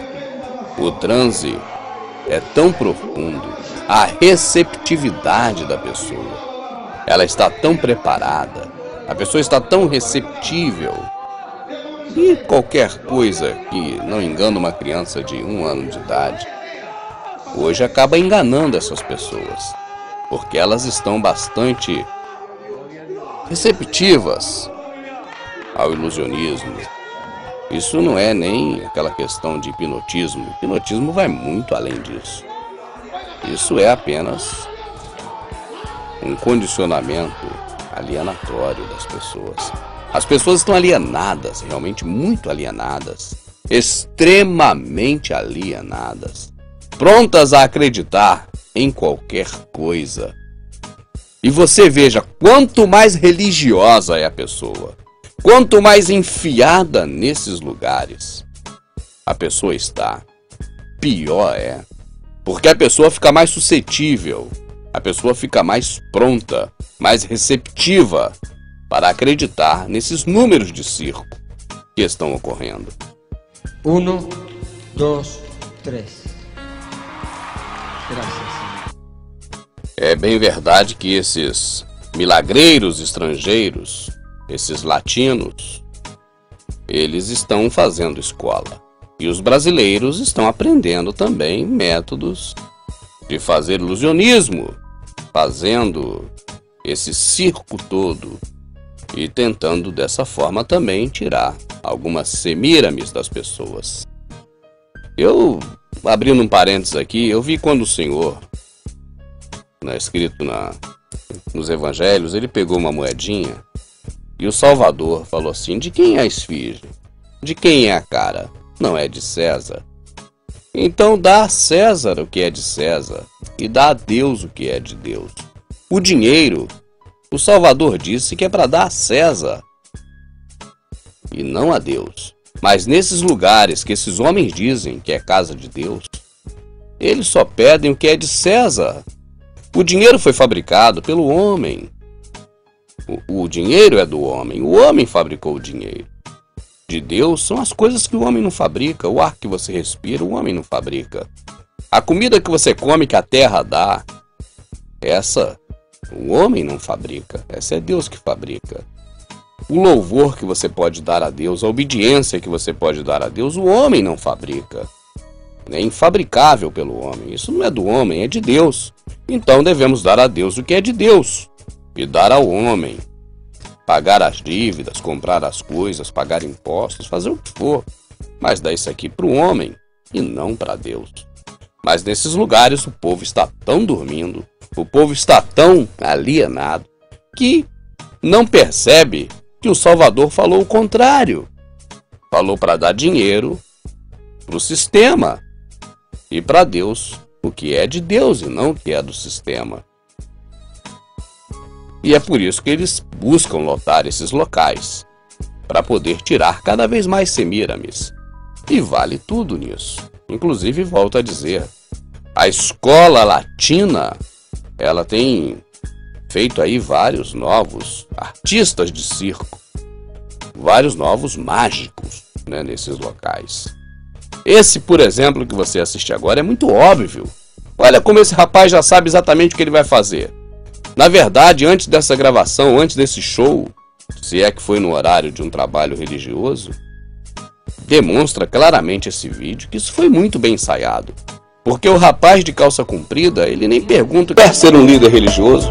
Quer montar um negócio bastante rentável? Então assista esses próximos minutos.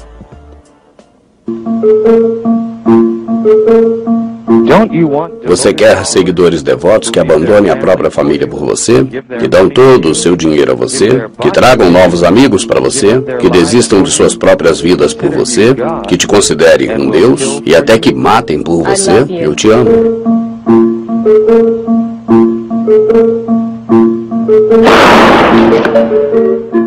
Não seria bom você se tornar um líder religioso? Desde que o Salvador foi assassinado, há uma vaga aberta. Você pode preenchê-la hoje. Faça assim. Use a ilusão. Não diga de verdade quem você é. Minta, omita informação importante ou distorça informações. Você quer recrutar-me? Não, eu só tento compartilhar algo interessante para você. Crie grupos de fachada. Somos evangelistas. Somos do grupo jovem da igreja. Sou do grupo de louvor. Sou do círculo de oração. Eu sou do grupo de coreografia. Sou professor da escola dominical. Prometa cumprir os seus sonhos. Você não deseja um mundo de amor incondicional e fraterno? Somos detentores dos segredos de desenvolvimento pessoal. Você pode se juntar a nós e ser especial também. Podemos ensinar-te os poderes especiais. Poder pessoal, poder psíquico. Teste a ligação vital. Ofereça-lhe algo gratuitamente. Faça-os sentir-se obrigados a retribuírem. Venha buscar seu sabonete ungido para lavar a alma. Você pode dizer que o tempo está se acabando e que uma decisão deve ser tomada imediatamente. Esta é a sua última oportunidade, não desperdice. É importante você aceitar esse compromisso agora. Não lhes dê tempo para pensar. Diminua a possibilidade de dúvidas, mantendo os novos convertidos separados. Rodeie-os de verdadeiros crentes felizes, e assim na dúvida vão observar e vão acreditar ser isso coisa comum. Comece com um prolongado bombardeio de amor. Rodeie-os de amor incondicional e de atenção. A membresia deve mostrar-se afetuosa e interessada. Obtenha informações e faça uma lista de suas fraquezas. Fale sobre você. Faça um teste de personalidade. Ou apenas use o Orkut. E depois use essa informação para manipulá-los.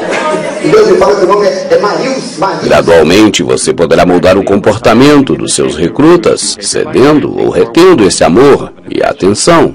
Vai freando o amor aos poucos e lentamente comece com suas exigências. E a mensagem seja: nada neste mundo é valoroso, a não ser que esteja ligado com nosso líder ou com o propósito final. Controle seu comportamento. Vem viver conosco, vista essas roupas, coma esta comida, use nosso cartão de crédito.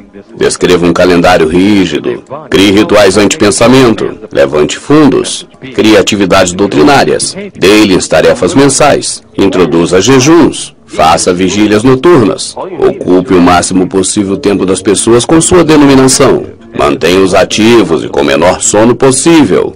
E, se possível for, restrinja também seus hábitos alimentares. Receite alimentos com poucas proteínas. Controle seus pensamentos. A nossa ideologia responde a todos os nossos problemas. Deixe a nossa doutrina pensar por você.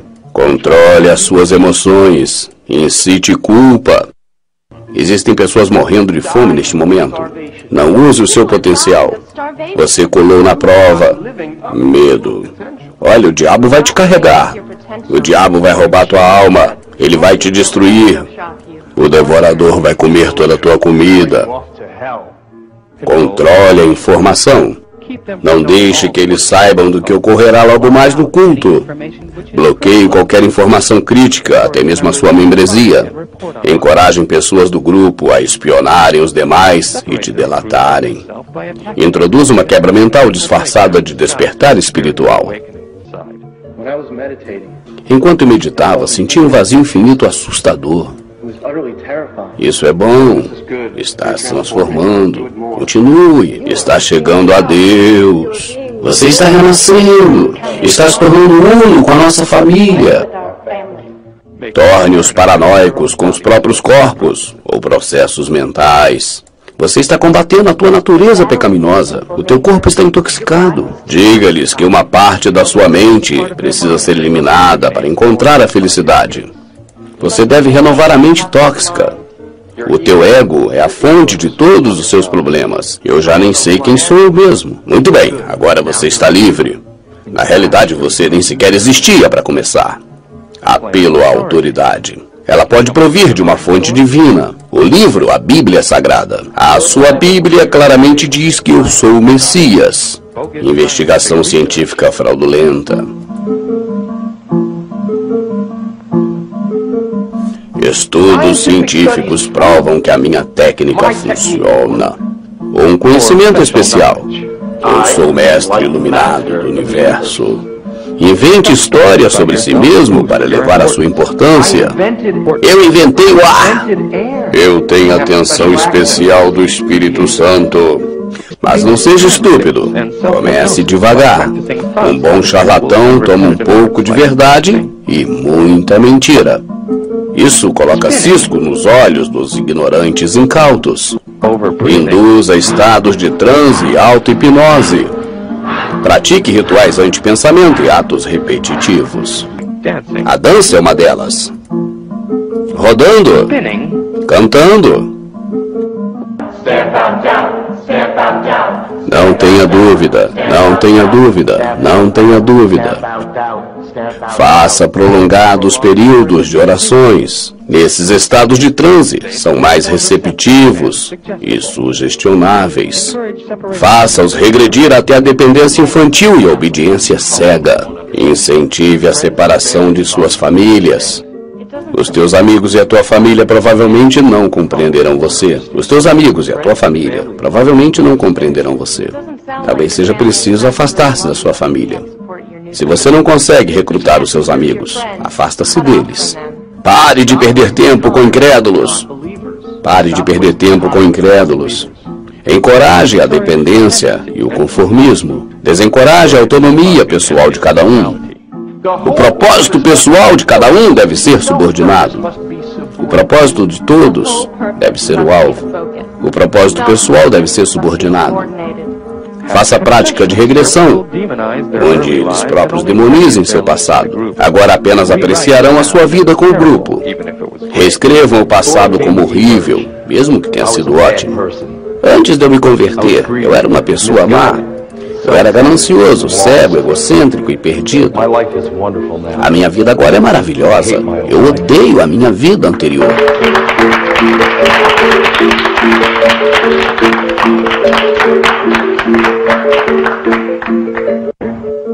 Isole-os do resto do mundo. Faça-os se sentirem parte de uma elite com uma missão muito importante. Algum dia, monumentos serão erguidos para nos homenagearem. O grupo permanecerá unidos se você criar bodes expiatórios e inimigos virtuais. Demonize os que estão fora do grupo, como menos humanos, preconceituosos, corruptos, conspiradores contra o grupo, qualquer coisa do tipo. Desenvolva uma mentalidade tipo nós contra os outros. Diga que os pensamentos críticos são provas de crimes contra o grupo. Comece a investigá-los e invente crimes. Eu acho que eu quero sair. Você deve estar louco. Faça-os sentirem-se culpados. Você espera salvar o mundo assim tão facilmente?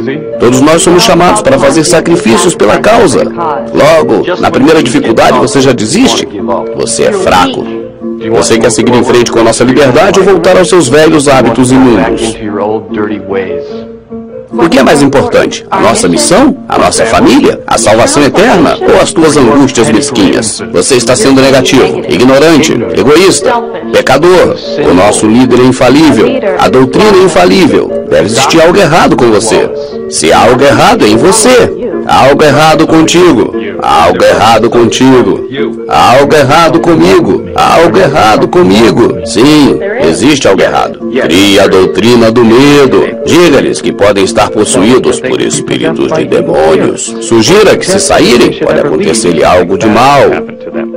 Eu só estou te avisando. Se você largar a nossa congregação, você pode sofrer um acidente, adoecer e até morrer.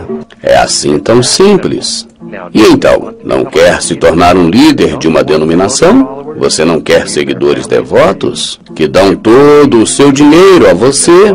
Que tragam novos amigos? Também para você? Que desistem das suas próprias vidas por você? E que até matam por você? Farei o que meu líder disser pela causa. Abandonarei a minha família pela causa. Darei o meu dinheiro para a minha denominação. Trarei outros amigos para esta causa. Eu morrerei pela minha denominação. Eu matarei. Eu te amo.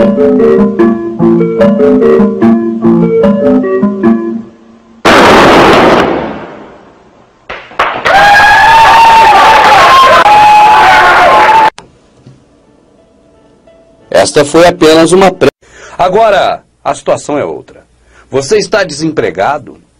Está difícil para arrumar um emprego? O dinheiro está curto? Monte uma nova denominação para você. A cada 2 dias, uma igreja é aberta em São Paulo. Você vai gastar R$200 indo até o cartório mais próximo da sua casa e registrando a sua nova denominação. Simone é cabeleireira, mas está feliz com outra porta que conseguiu abrir para mexer com a cabeça dos fiéis. Na casa onde mora, zona leste de São Paulo, fundou uma igreja. Em 3 dias, você já poderá, então, começar a convidar as pessoas para participarem da sua nova denominação. Parentes, vizinhos e amigos são os primeiros fiéis. Não importa se ela vai ficar na sala da sua casa, ou na sua garagem, ou até mesmo no seu quintal. O quarto era para cá e a sala era para cá. Uma parede derrubada e os 2 cômodos deram lugar ao salão. Basta você dispor de R$200 e fazer um contrato no cartório. CCM da prefeitura, tá? E aqui é o Por 16 anos, ela frequentou outras igrejas. Decidiu agora montar a dela e se autopromover pastora. E aí, você agora terá que atrair as pessoas até o teu local de prática religiosa, para que você então possa extorquir essas pessoas e ter o teu salário mensal. Agora, é claro que essa ideia você não está sendo o primeiro a receber nem a ter. Muitas pessoas já pensaram nisso antes de você e fizeram assim. Desta forma, a concorrência vai ser muito grande. Você precisará trazer novidades e atrações cada vez maiores para, vamos dizer, a sua igreja.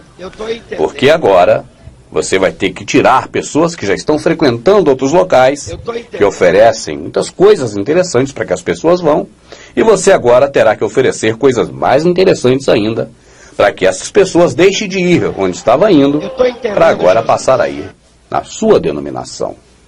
Assim você consegue manter uma renda mensal favorável para você e para sua família. É um bom negócio. E a intenção, é claro, vai ter que ser de trazer mais e mais pessoas, cada vez mais pessoas, para dentro deste local que você constituiu como sua igreja ou sua denominação, para que você possa, então, aplicar cada vez mais técnicas de lavagem cerebral, técnicas de indução hipnótica e qualquer outro tipo de técnica que você puder conseguir aprender para poder enganar todos aqueles que estão agora se chegando até a sua igreja, a sua denominação.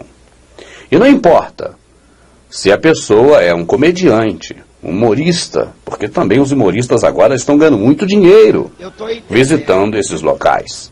Você basta procurar na internet, você vai ver muitas ofertas de pessoas que estão aí para ir na sua casa de espetáculo, na sua igreja, e ali desenvolver algum tipo de atividade que vá atrair pessoas e também convencê-las a tirar o dinheiro do bolso delas para colocar no seu bolso ou na sua conta. Eu estou entendendo.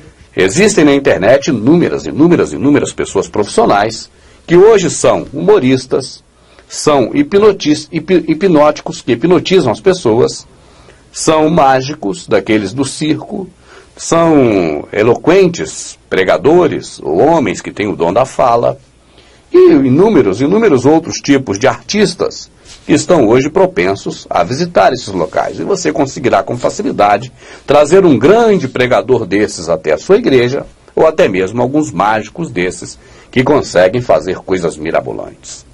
Eu creio que para você que quer colher o melhor dessa terra, para você que já aprendeu assim, né, nos próprios templos, e que sabe que dá para arrumar dinheiro, eu creio que é um bom negócio. E para outro você outro, que quer servir ao Salvador, apenas ame o seu próximo.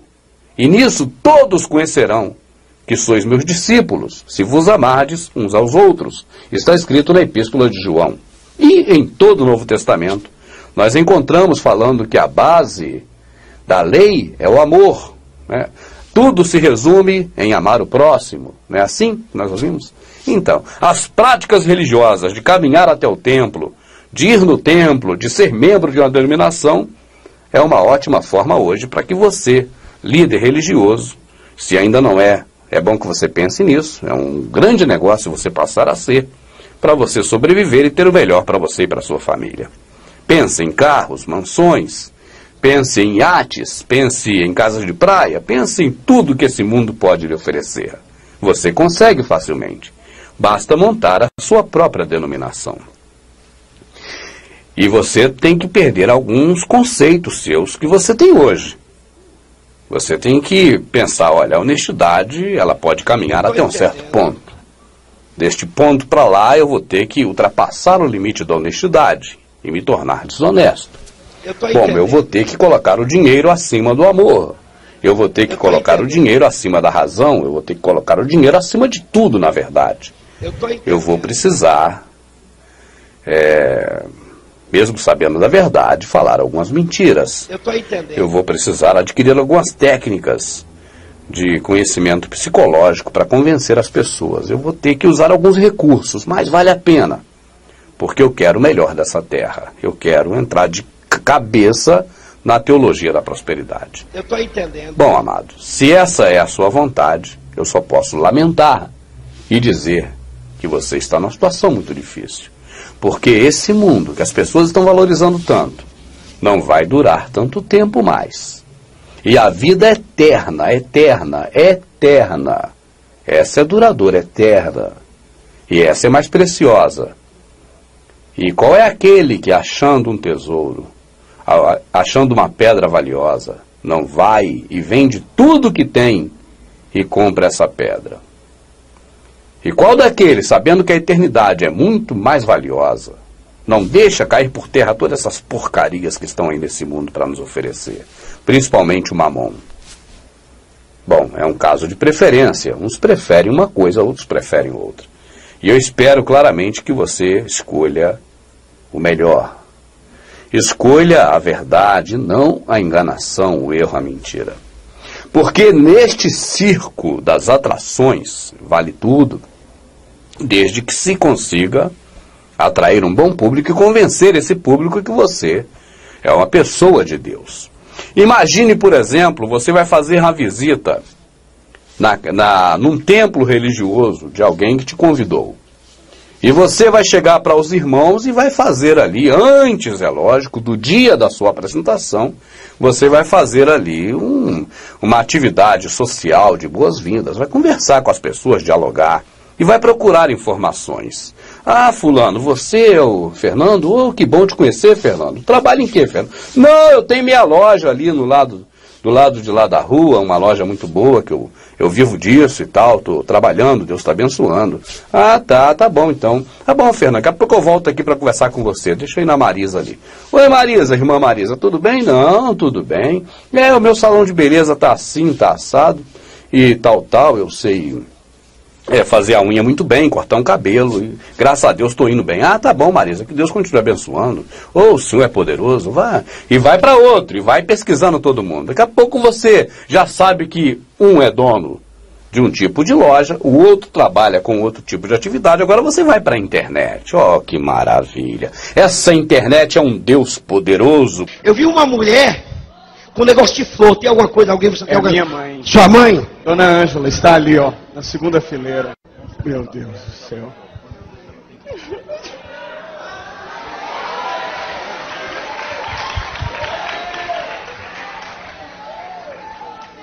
Deus disse para mim, Jurimikalachudiandarabaia, Doremicandaraba. Eu vou te falar uma coisa para vocês.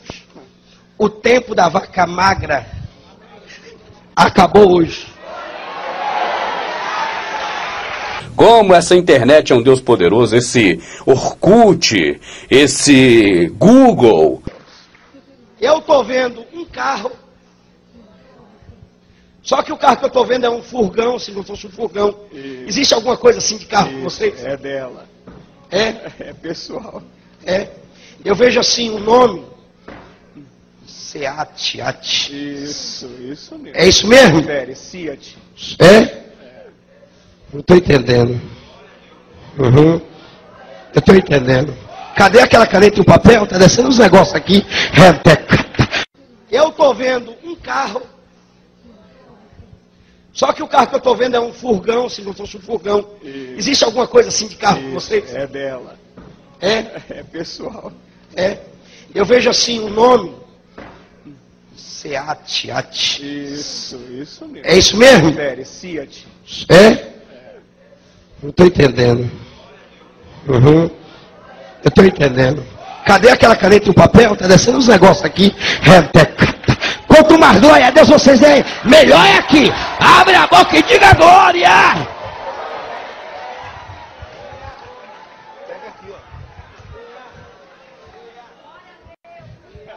Isso aqui não é espírito Chico Xavier não, viu, irmão? Isso aqui é a unção do céu. Amém. É joelho no chão. Amém.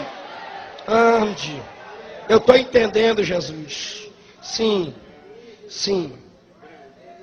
Sim. Sim. Sim. Sim. Essa placa tem alguma coisa a ver com vocês? GNH 50. É o carro dela. É a minha, pastor. Jamie Canúvia. Eu estou entendendo. Ó, eu vi um telefone tocar. E o número que eu vi é 3421-2574. Tem o que? É o quê? Confere, é o telefone fixo da nossa empresa. Meu Deus. Levanta as duas mãos para o céu. É o Senhor. Eu estou entendendo. Aí você vai pro Google e ó, tá, endereço tal, rua tal, número tal. Muito bom, anota aqui. Papelzinho no bolso. Ele, ali, lá, número. Tá. É casado com. Papelzinho no bolso. Agora você, antes, no dia da sua apresentação no templo, antes de você entrar em cena, você vai pro gabinete para orar, para se preparar, para buscar o Espírito Santo, para agora você saber as palavras que o Espírito Santo vai colocar na sua boca. Então, neste momento, você pega a sua Bíblia. Cadê? Minha Bíblia está para lá, não vou nem pegar a Bíblia. Faz quando que você quer minha Bíblia? Só para você ter uma ideia. Pastor, eu vou meditar aqui agora na palavra, porque daqui a pouco eu vou lá para o púlpito pregar. Qual é a palavra sua? É a Bíblia ou os papelzinhos do bolso? Deixa eu recordar. Marisa, eu não posso esquecer esse nome, é Marisa. Sim, cabeleireira. Fernando, sim, Fernando, a loja lá. Tá. Beleza. E aí, amado? Na hora em que você entra em cena, você tem recursos para enganar todos os que estão ali presentes, ou pelo menos a maioria, e a partir daí, conseguir encher o bolso de dinheiro. Mas tem que tomar alguns cuidados, veja.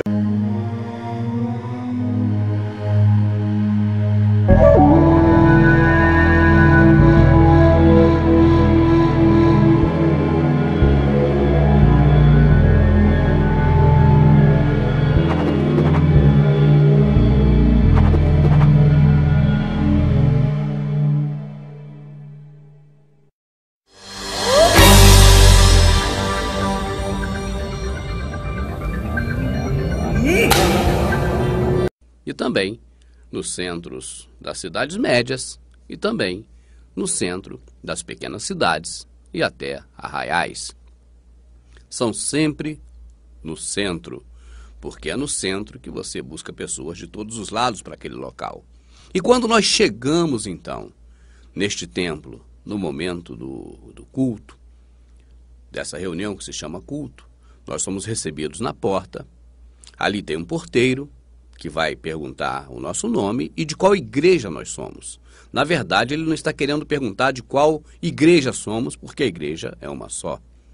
Mas ele quer perguntar a qual denominação pertencemos e qual é o pastor líder religioso daquela denominação. Mas ele faz uma pergunta truncada. De qual igreja você é? Qual o seu pastor? O sistema religioso, na verdade, hoje, ele é cego. Ele não enxerga que só há um pastor, segundo o que está escrito na Escritura. E que só há uma igreja, a igreja lavada e remida pelo sangue do Cordeiro, segundo o que está escrito na Escritura. Mas não é só nisso que o sistema religioso é cego. Você observa. Então você, a partir daí, deu o teu nome, já disse qual denominação você pertence, ou se você é apenas um visitante, ou se você é um desviado, ou se você nunca esteve dentro do sistema religioso, mas você agora vai andar por um corredor central, vai ver que tem cadeiras à sua esquerda e à sua direita. Você vai se sentar no lugar que você achar melhor. E aí vai começar a hora em que lá na frente um dirigente vai se apresentar em um local mais alto, que é o altar na Igreja Católica, e no protestantismo é o púlpito. E esse dirigente vai saudar o pessoal com a paz do Senhor e vai começar a cantar alguns corinhos ou alguns hinos. Fará também um momento de oração. As pessoas vão participar cantando, batendo palma, e vão estar também orando em silêncio, enquanto lá na frente aquela pessoa puxa a oração. A partir desse momento, talvez dependendo da denominação, começarão a se dar oportunidades para que uma pessoa ou outra vá ali na frente para contar um testemunho, para dar uma saudação, para cantar um hino, para falar uma palavra. E as oportunidades vão ser distribuídas individualmente e também para os grupos, que são os departamentos daquela denominação. O grupo jovem, o hall das crianças, o hall dos idosos, o grupo das mulheres, enfim, vai ser distribuídas ali de acordo com os departamentos existentes na organização daquela denominação. Mais à frente, vai haver um momento em que se dará oportunidade, talvez a uma coreografia, talvez a um jogral, talvez a alguma peça teatral. Depois vai ser a oportunidade para se fazer orações pelas coletas, pelas pregações. Vai se chamar alguém para cantar um hino, para depois desse hino, enquanto isso, colher oferta dos irmãos. Depois disso virá um sermão, que dura entre meia hora e 1 hora. Depois desse sermão vai ser feito um apelo para que as pessoas aceitem ao Salvador. É isso que nós conhecemos como serviço em favor de Deus. É isso que nós fomos apresentados no sistema religioso e que nos mostraram que deveremos fazer para estar próximo de Deus e para agradar a Deus. Agora, uma pergunta muito simples para você e um teste que você pode fazer agora para ver se tudo isso está certo ou se é algo apenas do sistema religioso. Você pega a Bíblia, porque a Escritura está nela. É o tição que fumega e nunca conseguir apagar. Pegue a sua Bíblia. Não é ela que é a sua regra de fé e conduta, que você anda com ela debaixo do braço? Então pega a sua Bíblia e faz assim, ó. Desfolha ela todinha procurando, ó. Desfolha procurando. Vê se você acha pelo menos um elemento destes que compõe hoje o culto evangélico ou a missa católica, que é a mesma coisa, não tem diferença. Mas procura de ponta a ponta neste livro e vê se você encontra pelo menos um desses itens aqui citados. Vê se você encontra o respaldo para cada um ter uma denominação, para cada um ter um suposto pastor, como foi dito na entrada do templo. Vê se você encontra respaldo para se usar essas cadeiras de um lado ou do outro, com esse corredor no meio, ou seja, o templo. Vê se você encontra respaldo para a prática do templocentrismo, o templo centralizado, em um local que as pessoas mais podem chegar nele. A ordenança do Salvador foi: vinde para o templocentrismo ou ide por todo o mundo. Se ele ordenou você ir por todo o mundo e pregar o evangelho, por que você aí fica indo para o templocentrismo centralizado no centro de uma cidade? Não tem algo estranho? Agora continue desfolhando a sua Bíblia. Sobre o culto litúrgico mesmo, procure os departamentos da denominação aqui na Escritura. Procura o jogral, procura o grupo de jovens, procura tudo aqui na Escritura. Você terá uma decepção, você não vai achar nada. Então, como isso tudo começou? Quais foram as pessoas que contribuíram para ficar hoje essa apostasia, ou seja, esse caminho torto, totalmente diferente daquilo que o Salvador nos ensinou, mas bem parecido com aquilo que o sistema religioso do tempo de Jesus pregava. Eles pregavam a religiosidade, mas não pregavam a lei de Deus do amor ao próximo. Eu pergunto, nas denominações de hoje, você vê como o elemento principal na doutrina o ensinamento do amor ao próximo? Mas como tudo isso começou para chegar o que é hoje?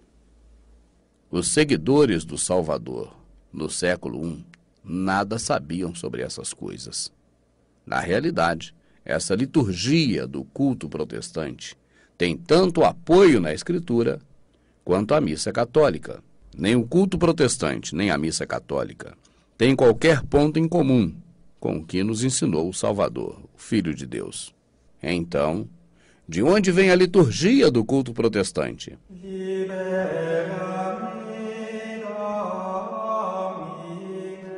Ela tem suas raízes principais na missa católica. A missa não teve origem no Novo Testamento, isso é significativo. A missa saiu do antigo judaísmo e do paganismo das religiões que foram agregadas a Roma quando Roma se transformou de império político em império religioso. Segundo o famoso historiador Will Durant, a missa católica foi baseada em parte no culto do templo judaico e em parte nos místicos rituais de purificação dos gregos.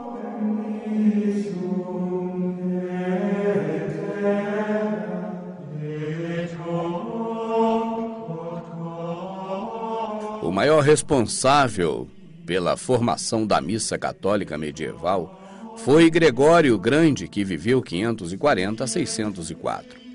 Ele foi um homem incrivelmente supersticioso. O pensamento foi influenciado pelos conceitos mágicos dos pagãos. Ele personificou a mente medieval, que era uma mistura de paganismo, magia e cristianismo. Não é uma casualidade quando Durant descreve Gregório como o primeiro homem completamente medieval. A missa medieval refletia a mente do seu padre, Gregório. Foi uma combinação de rituais pagãos e judaicos, borrifados com teologia católica e vocabulário cristão. Durant destaca que a missa estava profundamente mergulhada tanto no pensamento mágico pagão como também no drama grego. Ele escreveu: a mente grega moribunda teve uma sobrevida na teologia e na liturgia da Igreja. Com efeito, a missa católica, que se desenvolveu no século IV até o século VI, foi essencialmente pagã. Os cristãos copiavam as vestimentas dos sacerdotes pagãos. O uso do incenso e da água benta nos ritos de purificação, a queima de velas durante a adoração, a arquitetura da Basílica Romana em seus edifícios de igreja, a lei romana como base da lei canônica, o título Pontífice Máximos ou Sumo Pontífice para o bispo principal e os rituais pagãos para a missa católica. Quando as mais variadas denominações protestantes nasceram, todas ajudaram a reformar a liturgia católica, contribuindo com um único elemento.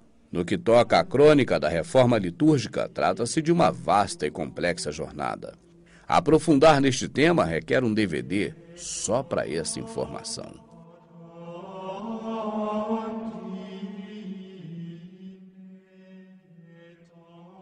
Examinaremos então a história básica. Depois que Gregório estabeleceu a missa no século VI, esta permaneceu praticamente intacta, com poucas variações durante mais de 1000 anos. Mas essa água parada da liturgia experimentou suas primeiras revisões quando Martinho Lutero entrou em cena. Ele nasceu em 1483 e faleceu em 1546. A contribuição de Lutero. No ano de 1520, Lutero lançou uma violenta campanha contra a missa católica romana. O ponto culminante da missa sempre foi a Eucaristia, que quer dizer partilha, também conhecida como comunhão, ceia do Senhor ou Santa Ceia.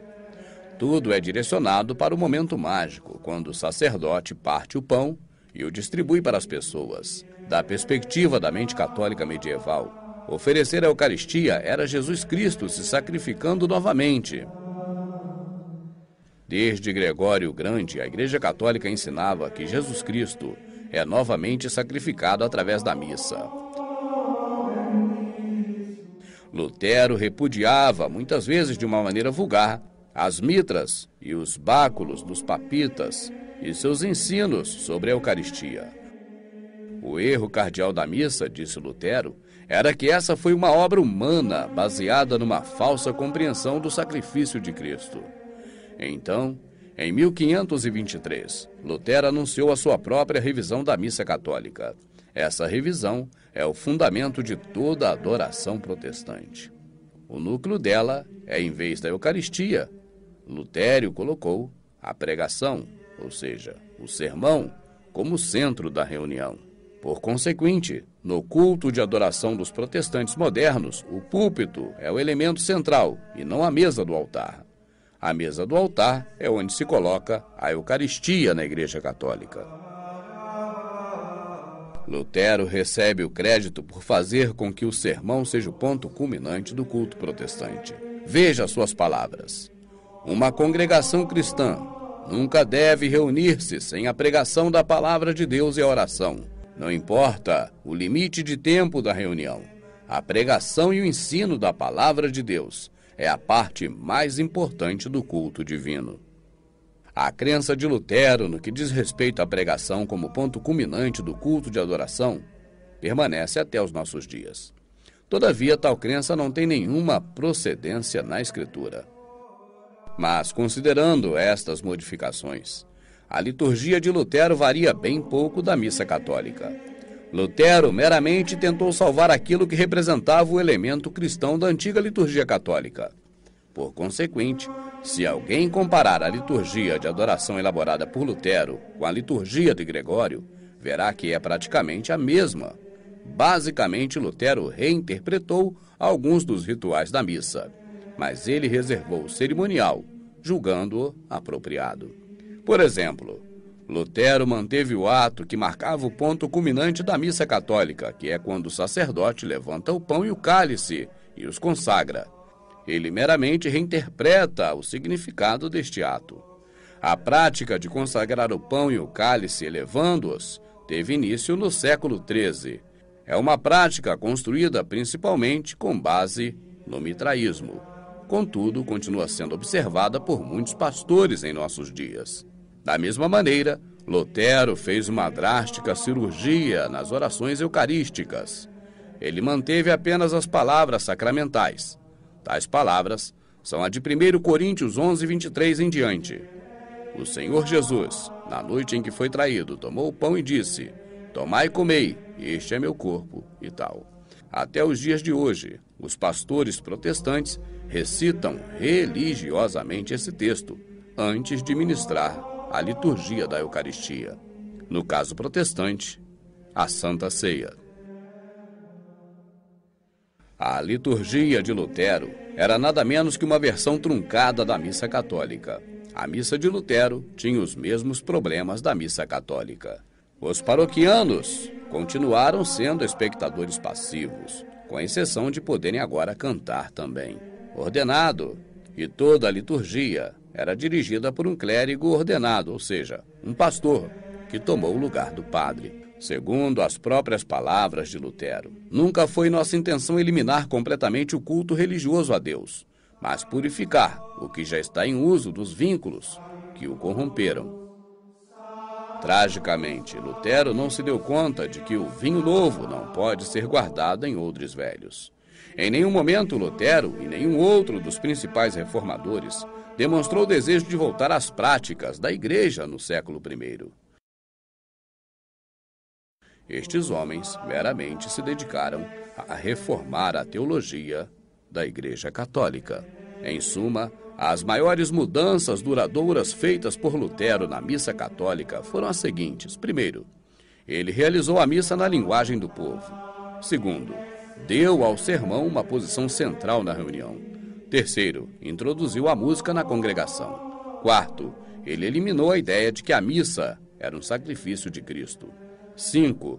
Permitiu que a congregação participasse do pão e do vinho, em vez de limitá-los exclusivamente ao sacerdote, como era a prática católica na época. O imperador romano Constantino foi quem introduziu a utilização de templos e também da prática do templocentrismo em sua religião. A religião que ele criou foi o cristianismo. Jesus disse: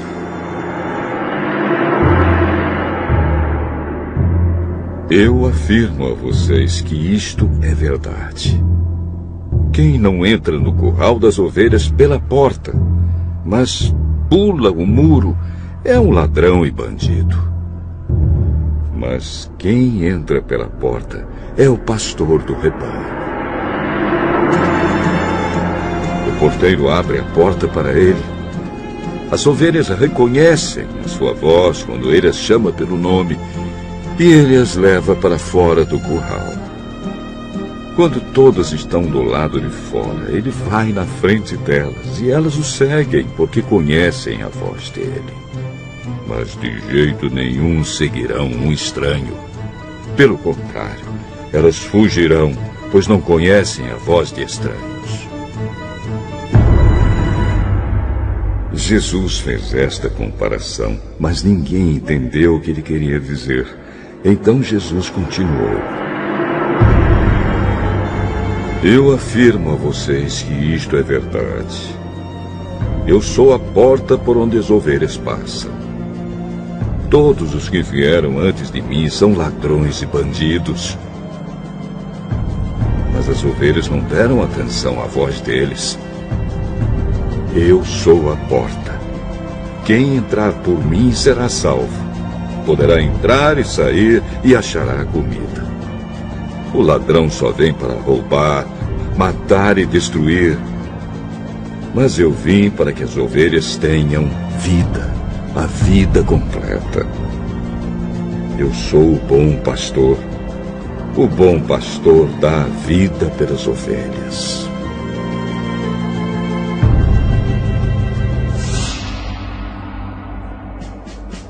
Um empregado trabalha somente por dinheiro.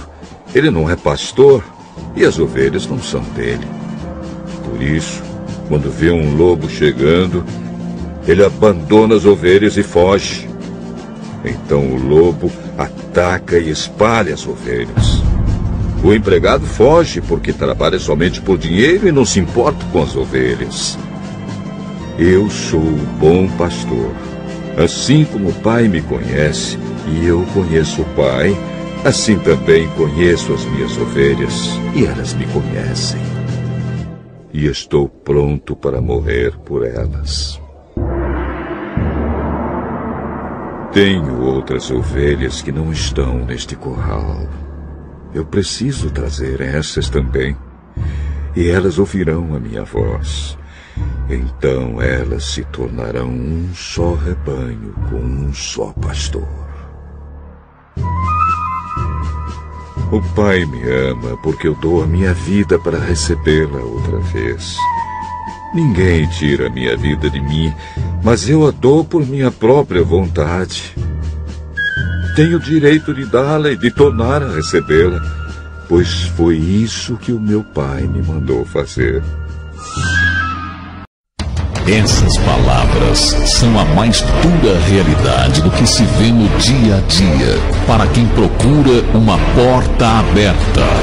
Disse Jesus: eu sou o bom pastor dá a sua vida pelas ovelhas. Mas o mercenário, que não é pastor, de quem não são as ovelhas, vê vir o lobo e deixa as ovelhas e foge, e o lobo as arrebata e dispersa. O mercenário é aquele que nunca prega a veracidade da palavra de Deus. Ele sempre atribui à ovelha os seus fracassos. Ele sempre justifica a derrota da ovelha alegando: você não vence porque não tem fé, porque você não deu tudo, porque você não deu com fé. O mercenário é frio, dissimulado, age mecanicamente, sempre prega a mesma coisa. Ele prega sempre visando obter lucros, ver o sofrimento da ovelha e mesmo assim não a apacenta. O mercenário só fala de bens, pois ele mesmo é obcecado pelo dinheiro a fim de se promover. O mercenário oprime, o mercenário é como um parasita. Ele quer tudo, ele quer mais e mais. A lã, carne, pele, ele quer tudo, deixando-a numa miséria física e espiritual. O mercenário, a sua vida é regalada e ele sempre foge do sacrifício maior. A pregação do Evangelho de Jesus Cristo.